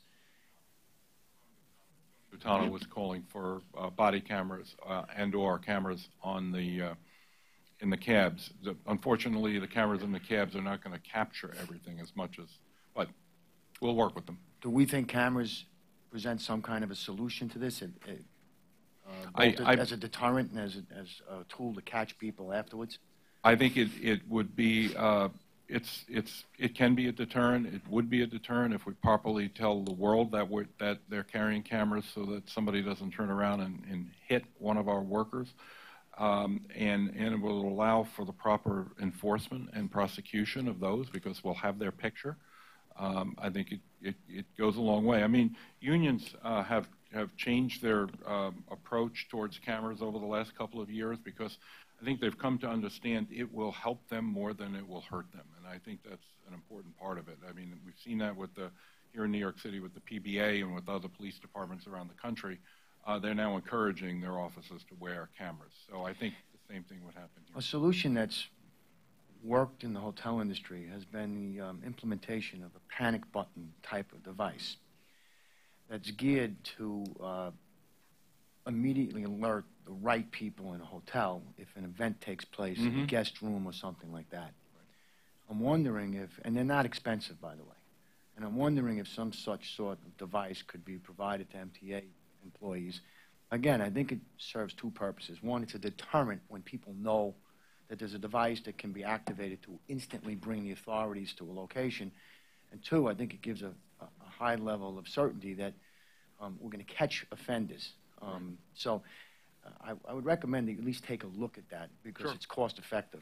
Sure. I'm sorry. Okay. No, please.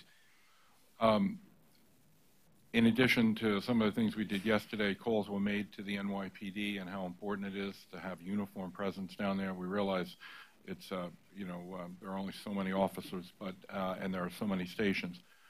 But what's really, uniquely different, we do have panic buttons in, for the cars, for our drivers and engineers where they can communicate directly to the RCC, which in turn, inside the RCC, NYPD is located, so they're aware of it, can dispatch. A little bit different than a closed environment because, it's generally down in the subway system itself or up on the L. But be that as it may, I fully understand that, and we will enhance that, and we'll take that into consideration as well. I have to look at what's being put into the new cars as we buy the new cars. What kind of devices can be used in there to also notify both the police as well as our rail control center that there's been an incident. I'd just like to address your remarks earlier. I'm delighted that you took such a strong stance. Last week, I had the privilege of hosting a lunch for 6 of the Little Rock 9, who had come to my union's office in 1959 when they had finished with their first year of school to receive an award and to spend a week in New York to get out of Little Rock. A couple of them had interned in our office later on, and one of them interned at our law firm for a while, and they all went on to have remarkable lives. There's a play being done about their lives, an off-Broadway show, and all of them happened to be in New York, and so we were able to get together and meet them some 60 years later. I was really struck by the common theme that they all were so totally outraged that things that people would only whisper about in corners just a few years ago, they say openly and out loud today. And that the ugly head of racism has reared itself. It's more public now than it's been. And they expressed their fear that as a society we're going backwards. The only way that we don't go backwards is if those of us of goodwill are willing to be very strong and very public in our condemnation of people who behave this way. And so I want to thank you for your leadership.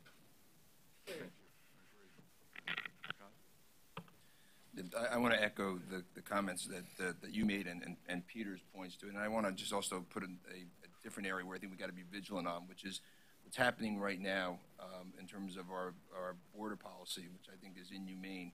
When you think about New York, we're the largest city of immigrants. We wouldn't be New York if it wasn't for our immigrants. And I just hope that we're vigilant in our system, making sure that people feel protected and safe, whether they're a dreamer or not, you know, in our working for us or one of our passengers. Because right now I think there's a tremendous amount of insecurity out there. And I think that, you know, just as we've been vigilant and outspoken on this issue, there's no room for us to not be as vigilant on that. I think there's, you know, in terms of people attacking our employees, racism, or attacking immigrants, this is not who we are or our agency should be. So I'm glad we're speaking out, but I think we got to even raise the bar on immigrants right now.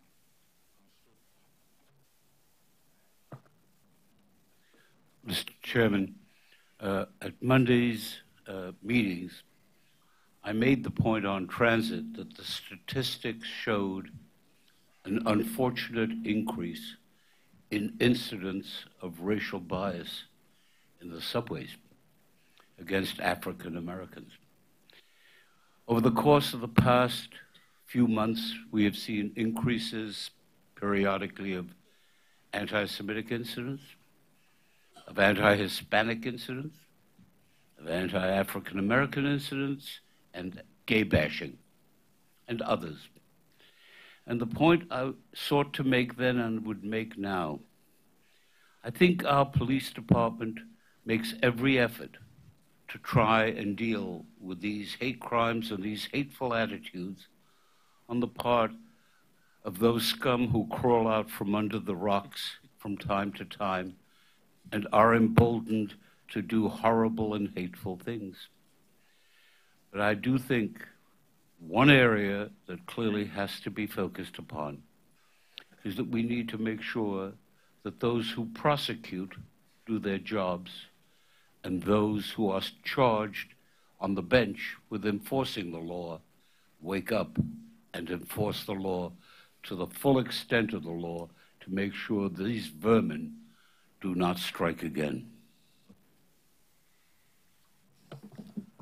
Thank you.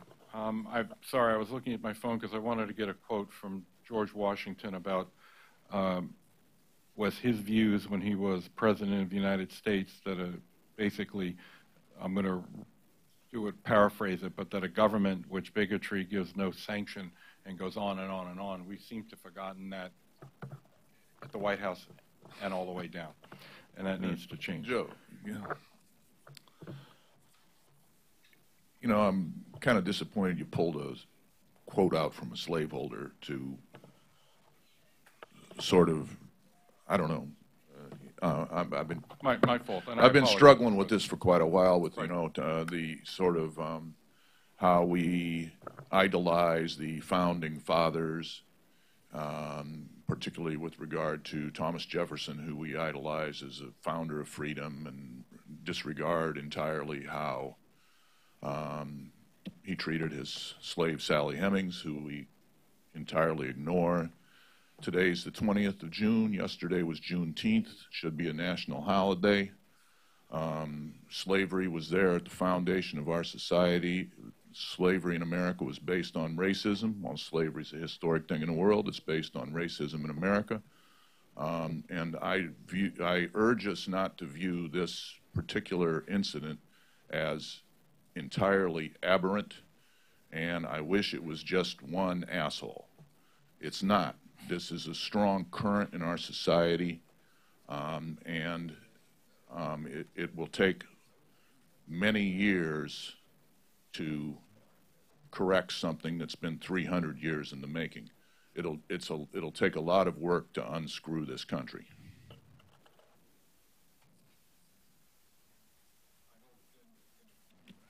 Norman, I wholeheartedly agree with you. And I think, though, we have to work towards the goal of making sure that we can all live together equally and free. It's as simple as that.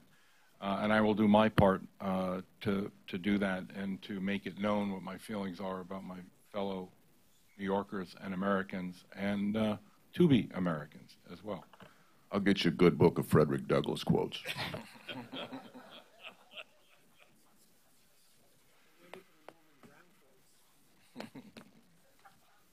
And some Sojourner Truth quotes. Kathy raised her hand during the discussion on Metro North. If I can give her an opportunity, and then we'll get on to the meeting.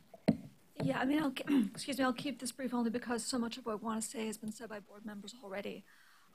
First, I saw these photos for the first time last week, and I was appalled by them. I was shocked by them.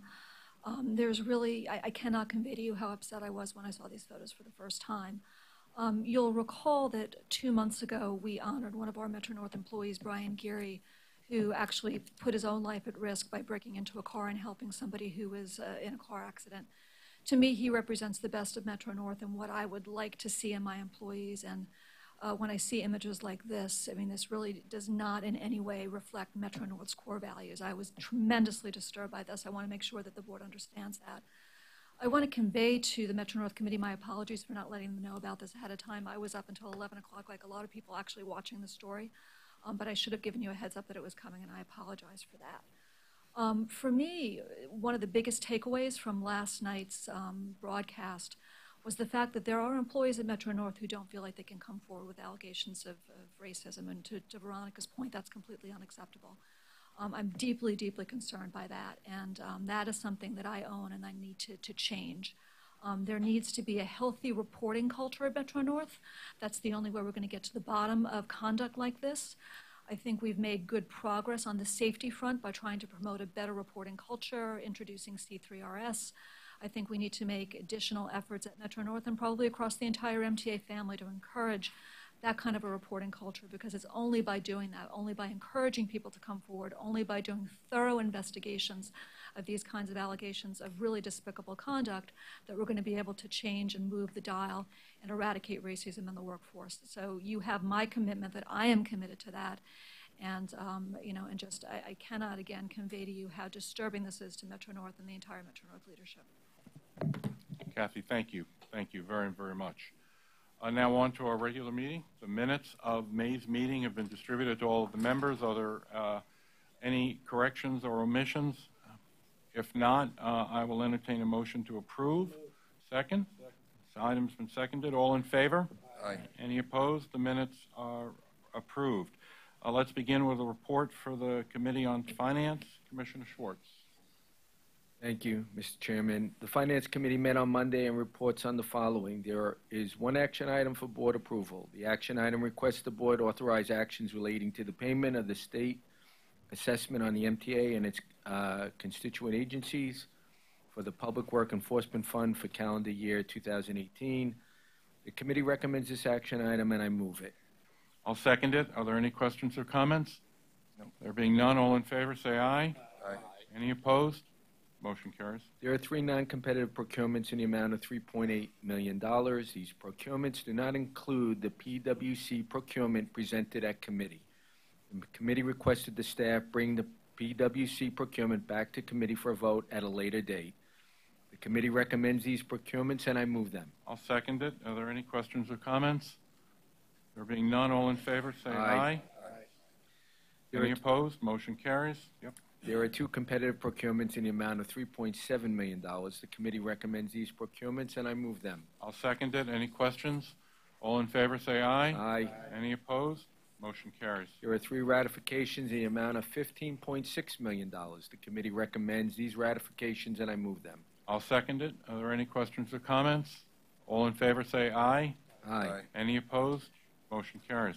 There are 10 real estate action items this month described on pages 51 through 70 of the board book distributed for this meeting. The committee recommends these real estate items, and I move them.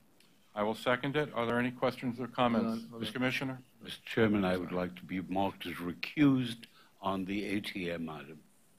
Very well. So noted. Any other questions or comments?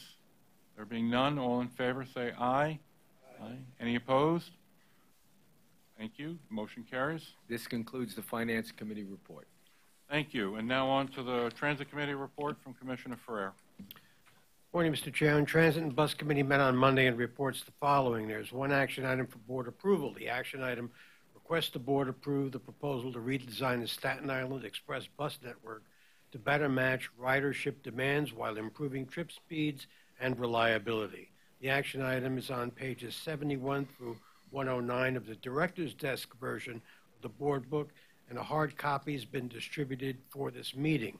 In addition, the public can find a video about this redesign on the MTA website. The committee recommends this action item, and I move it. I second it. Are there any questions or comments? Mr. Albert. Commissioner. Thank you. I spoke in favor of the Staten Island bus redesign at Transit Committee, and I've heard the public comments. I think it's really important that buses be routed to either downtown or midtown and not have to traverse the island of Manhattan, which takes an inordinate amount of time. As we know, congestion is not good at this time. I'm wondering if, and maybe Peter or someone else can answer, the elimination of certain stops on the island now makes the approximate distance to the nearest bus stop how much longer than it had been prior to this? Can somebody answer that? Darryl. Peter? Peter Cafiero is coming to the table.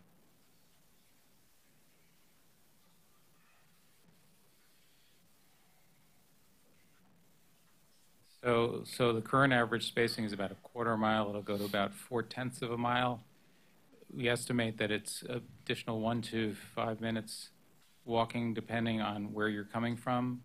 Since most people aren't actually at an existing stop, they're walking from other areas. And were origin and destination studies done for a lot of these folks? We looked at the origin and destinations of the routes and the customers in the redesign, correct. That is true. All right, thank you. Any further questions or comments?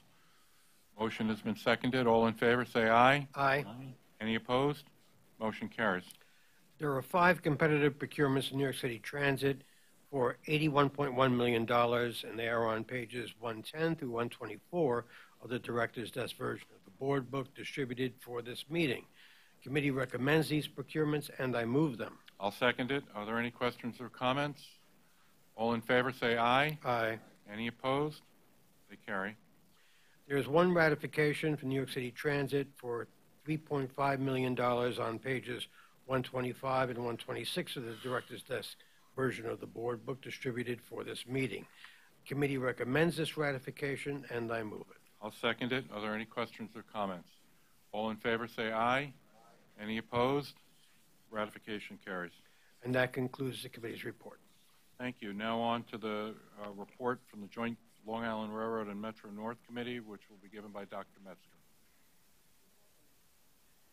The Metro North Railroad Committee and the Long Island Railroad Committee met jointly this month, and we report the following. Our procurements begin on page 127 of the board book. There is one non-competitive procurement for this month for Long Island Railroad for $961,000. The committee recommends this procurement. I move it.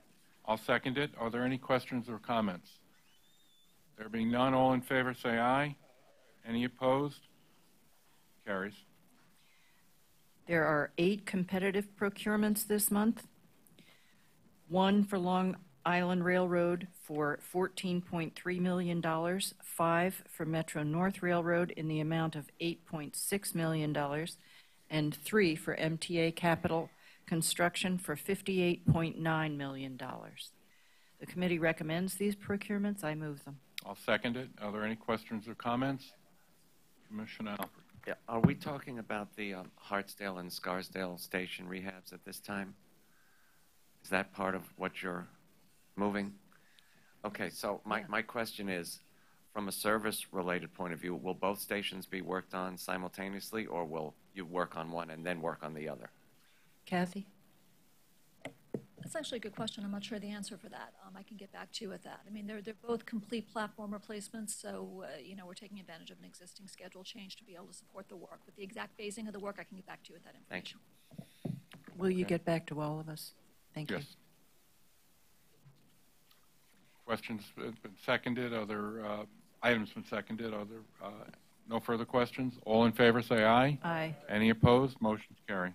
There are 2 ratifications this month for MTA capital construction for $3 million. The committee recommends these ratifications, and I move them. I'll second them. Any questions or comments? All in favor, say aye. Aye. Any opposed? Ratifications carry. Thank you, Mr. Chairman. This concludes the joint railroad presentation. And now on to the Bridges and Tunnels Committee report by its chair, Commissioner Merdler. Mr. Chairman, the Bridges and Tunnels Committee met on Monday, and I report the following. There is one non-competitive procurement this month totaling $2.4 million. The committee recommends this procurement, and I move it. And I'll second it. Are there any questions or comments? All in favor, say aye. Aye. Any opposed? Motion carries. Mr. Chairman, there are 4 competitive procurements this month totaling $28.2 million. The committee recommends these procurements, and I move them. And I'll second it. Questions or comments? All in favor, say aye. Aye. Any opposed? Ratification carries. Mr. Chairman, there are no ratifications this month, and this concludes the Bridges and Tunnels Committee report. As a reminder, our next board meeting is July 25th. Before I entertain a motion to adjourn, are there any other questions, comments, or new business? So moved. There being none, I'll entertain that motion. So moved, seconded. See you next month. Thank you all very, very much. Wow, we almost had 11 o'clock.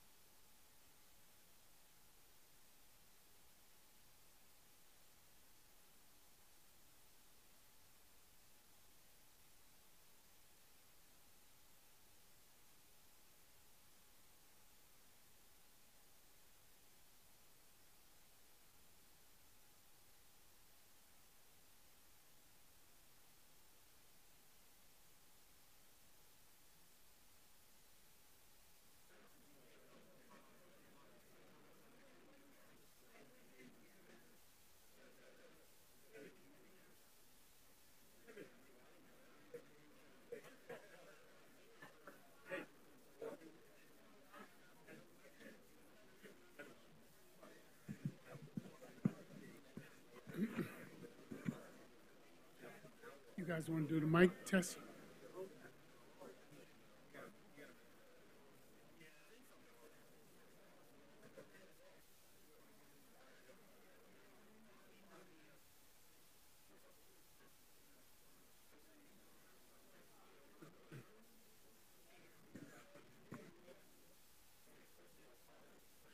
Test, test, check.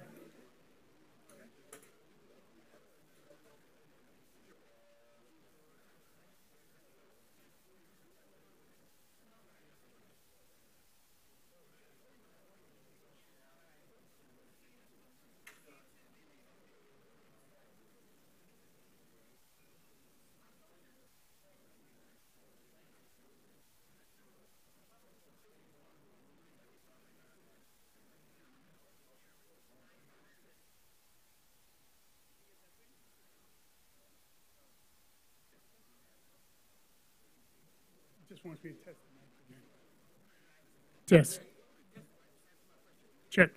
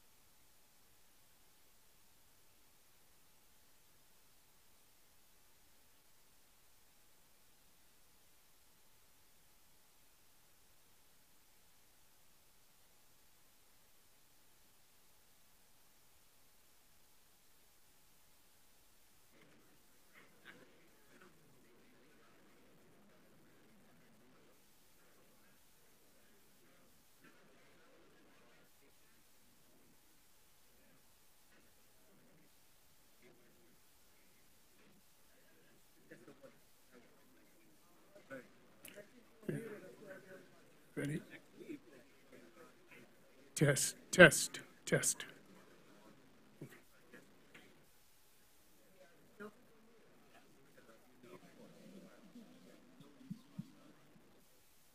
Voice test, voice test.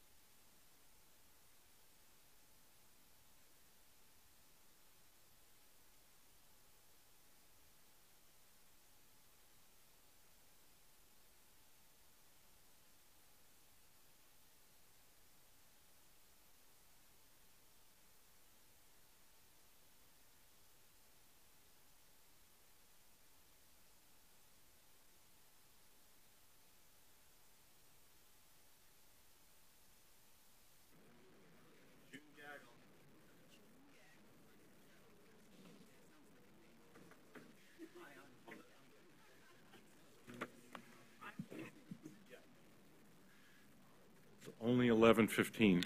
Good morning, everyone. It's rare to say that to you. Got any opening statements, or you just want to take any questions? Just questions? Okay. Anybody got a question? Yeah, you want to We'll go down. We'll go right down the line. Good. So I had a question about the bus redesigns.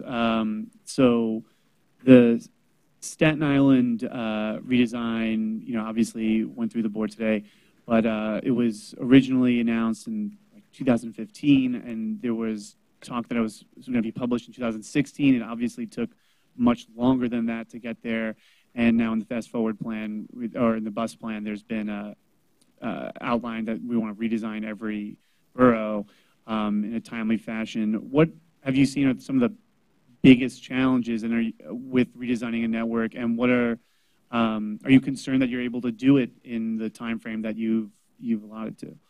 I'll let Andy talk at length, but I will tell you the first time through is always the longest and the most difficult. It allows you an opportunity to look at whatever the pitfalls are. I think every subsequent one will go easier and faster based on what we learned in the prior one. And with that, Andy? Thank you, Chairman. I agree entirely with the Chairman that that's been a very good learning process for us, Finn. It's given us a great insight into the best way to go about consulting. I think the real strengths of it were the fact that we involved bus operators, people who actually drive the routes, who hear the customer feedback firsthand, who know where the existing problems are with where the problems are with the existing routes, who talk to the customers daily. So I think that's good practice. I think the fact that we have done extensive consultation with the community in a series of town halls and open houses is also good practice. And we are very confident that we can now move on to the other 4 boroughs within the 3 years stipulated within the Fast Forward plan. That program's already underway, and that commences with the Bronx. Morning, Chairman. In regard to the incidents with the worker assaults and the racial bias incidents, you guys talked a lot this morning about how you can fix that. I'm just wondering, realistically, what can workers expect to see in the next few weeks or the next month, and in terms of actual policy and progress in moving this forward, and how much do you think that will cost the agency? So we started back in 2012 something called Transit Watch. I think we need to refresh that and dust it off. That was a whole program that was put in place between management at the Transit Authority and the Transit Workers Union on getting that forward. Yesterday the union for the first time threw on the table cameras. We're going to continue to look at that and try to determine. I think it's a great idea. We don't know the cost yet. But I think what's really important is making the public aware that this seems to be increasing, and making the public, the majority of which are nowhere near the bad guys in this situation, to let them be part of the solution and making sure that when they see something, they say something. Mr. Chairman, Mr. President, perhaps an update on the reinvention plan, moving it forward, when it might start, and do you feel that Albany has gotten the message, since it still seems they may be micromanaging you a bit? You can debate that word if you want, with a bill to add more transfers on things, or to require a public hearing 90 days if a station is going to be closed. Are they getting the message? And an update on that. Sure. So as I reported at the Transit Committee on Monday, there's a huge amount of activity happened just within the past 4 weeks since we launched Fast Forward. It's an absolute hive of industry right now at Transit across all departments. We've held kick-off meetings for every department. We've identified owners at executive level, sponsors for each of the main areas. And we've identified individual project managers for each of the myriad work streams. So, there's a huge amount of individual activities within the plan. And a lot of what can be done right now, and a lot of what should be done can be done right now. So we're already, the plan is already underway. There are big ticket items in that plan for which additional funding will be required, particularly the re-signaling effort and the push to make the system as accessible as it can be. But I've already been up to Albany and started that dialogue with legislatures to get the funding that we need. But an awful lot of what needs to be delivered can be done right now. So we're already underway. We're looking at the existing capital program. to move money about, again, so that we don't lose momentum, so that we get started straight away. And what I call an all-out focus on the basics is already happening. So, you know, at the end of the day, I don't expect to just be handed the additional money. You've got to make the case for it. Fast Forward does that. But certainly, in the interim, there's a huge amount of activity going on. We're well advanced already. I would never call legislating micromanagement. It's what they're supposed to do. Daily News has no questions. Next. I do. It was a good quote I was getting down by hand. I wanted to ask to follow up on the subway performance report on Monday. You have the subway action plan. It's been in full force now. You have the full funding, and the subway action plan that's supposed to stop the big meltdowns is not stopping the big meltdowns. How come? The meltdowns are slowing from where they were. This was a process that took 20 plus years to get into place. I never said you'd be able to turn it around over time. There are certain events, whether it's weather related or power related, that seems to make for unique situations. But there's no question that the rate of growth is in reverse when it comes to these major shutdowns. I'd like to follow up, but if just on that, when you say, you know, it's not supposed to be an overnight thing, but it is a short-term fix. So what is then short-term to you in terms of putting it down so that you're not seeing these 85 major incidents? Short-term is to stabilize the system, to stabilize it. There has never been a time in the history of the subway system, going back to 1904, that there hasn't been some level of problem related to mechanical issues of any sort or type. And you can go back and look at the data on it. So that, you know, the whole point of me saying that is that we needed to stabilize the system so that we could then begin the process of creating a new system. That was the whole point, creating a modern day system, which was really at the heart of Andy's Fast Forward plan. And so we'll get to the point of stabilization and then move into the next stage of trying to create a 21st century system. Yeah, I mean, the number of major incidents does remain stubbornly high. That is true. Let's look at last night as an example, though. A lot of the time, incidents, where incidents occur, where and when they occur, and what they are, the nature of those incidents, does impact upon that measure, that metric of the quantum of major incidents. Last night is a classic example. We're going into the evening peak on the L line. Everything looked fine, and then we get a very complicated suicide on the L line, which completely shut us down for nearly 2 hours on a major section of that L line. So, you know, these things do happen on subways, but the main thing for me is that you relentlessly focus on basics to get better. So let's just talk about Subway Action Plan then. And this will form the basis for a more detailed presentation that I will give in July. But these are just some headlines. Weekday major incidents have decreased by 10.4% since the Subway Action Plan was initiated. When incidents occur, we're responding more quickly. With the advent of the CAT teams, the Combined Action Teams, response times have decreased by 19%. Incident resolution time by 28%. Mean distance between failure in terms of rolling stock performance has substantially increased and improved. We've improved wrench time in terms of the efficiency of overnight work by more than 40%, which is 3.28 hours prior to November 2017, 5.03 hours post-November. We've improved elevator availability since the introduction of the SAP.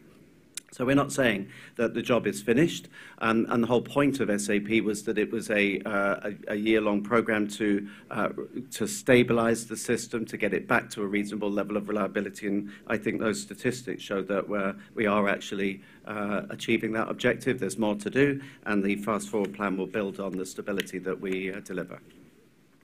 Let's talk for a minute about the accessibility component of the Fast Forward plan. There was a lot of talk the other day, the hiring of Alex. I know, Andy, you've used the phrase quick wins in a general sense. Accessibility, you're not going to build an elevator in a day, but let's look at what quick wins can you accomplish, can the authority accomplish in the short term on the accessibility? On the piece of accessibility. Okay, so and this formed part of the interview process. Actually, we did talk to candidates about what they saw as potential quick wins. So I would say quick wins include making elevators more available. The existing fleet of elevators, make sure that they're more reliable. That where an elevator does go out of service for whatever reason, that we're exponentially better at keeping customers informed, real time via members of staff, but also through better apps and through better information put onto those apps. Making improvements in terms of sensitivity training for staff, and that again is part of the Fast Forward plan. We're going to provide sensitivity training to all employees by making sure that bus ramps and lifts, particularly lifts, work properly. So increasing our focus on the circle checks that operators do before the starts of their shifts. So that plus things like addressing the foundational issues of we were struggling with elevator mechanics. We just couldn't attract them in the first place and retain them because the private sector typically paid more.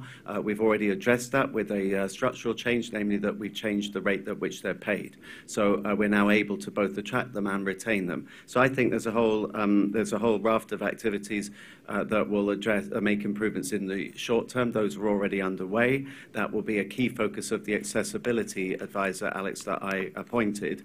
And the reason for appointing him, we're all busy, was to have one person whose job is to obsess about that and to keep me focused on that key item. So his job across all of my departments, across all of the projects, is to drive forward those initiatives in consultation with the accessibility advocacy community. Paul? Hi. There was a lot of talk today about streamlining the contracting process, improving capital construction. I was just wondering, there was also talk about incentive payments and liquidated damages or penalties. Sure. I was just wondering, again, with the L train shutdown, the $410,000 a day liquidated damages on that project, how effective do you think the liquidated damages will be in making sure that the project finishes on schedule? I think it'll be enormously helpful. I mean, when we did the first tunnel for the N and the R train, we had penalties as well as incentives, and it did come in ahead of schedule, just a little bit. You know, it was on budget, just a smidgen under budget, but clearly ahead of schedule, and that, I believe, was a result of good planning as well as a result of the incentives that are involved. Carrots and sticks work, and I think the discussion today, you know, one thing that was missed in that discussion is that many of the recommended changes that Commissioner Reckler talked about have already started with our work on third track out on Long Island. Many of those, you know, somebody in charge, a CEO in charge, as well as what we're doing on more streamlined contracts have been put in place. We're starting it already. And I think it's very, very important. I mean, the whole point of asking the board members to become involved was I know their background in the private sector is going to be very, very helpful for the people who have been here at the MTA to be able to bring in what their experience has been. I mean, that's a critical part of it. Looking at the board and the members of the board and what we can do and what we can learn from them, I think is very, very important. And on the actual liquidated damages side, do you anticipate, should it run over, the MTA actually collecting some damages to the tune of $410,000 a day? It's not going to go over, but if it does, we will collect. Thank you. Andrew. Mr. Chairman, you mentioned in the meeting that the lack of action by Metro North. Let me start that again. You mentioned in the meeting that the lack of action by Metro North was reprehensible. In your view, what should the action have been? Immediately that there should have been an investigation. What happened? What discipline, if any, should have been, you know, within the guidelines of the collective bargaining agreement that the employee worked under. But more importantly, and I think that what was equally as reprehensible was the fact that nothing was done. It was brought to the attention of management at the time, none of whom are here, brought to their attention, and they didn't do anything about it. And then when he was promoted, nothing happened. I mean, it was a breakdown all the way along the way. That culture needs to change. I believe that culture is changing with Kathy Rinaldi. It will continue to change as we enhance both our HR and employee relations departments, working with labor, working with all of our workers to understand what it is we need to do as a public agency and how we represent ourselves to the public, including what we do in private. And as a quick follow-up to that, even though the incident itself was 5 years ago, in your view, should that incident itself still be investigated? I think the incident does need to be investigated to fully understand what happened and what happened internally. We may have restrictions on what we can do that, if under the existing collective bargaining agreement, we should have done something within 30 or 60 days, whatever that specific agreement, to be able to take action with the employee. We may be precluded from that due to the labor agreement that we have. But that does not say we cannot do an investigation, because I think there's a lot to learn from this, a lot to learn about what not to do. And that's what we really have to figure out. What happened? Why didn't it happen the way it should have happened the correct way? And what we can do from a training point of view throughout all of the agencies at the MTA to make sure it never happens again.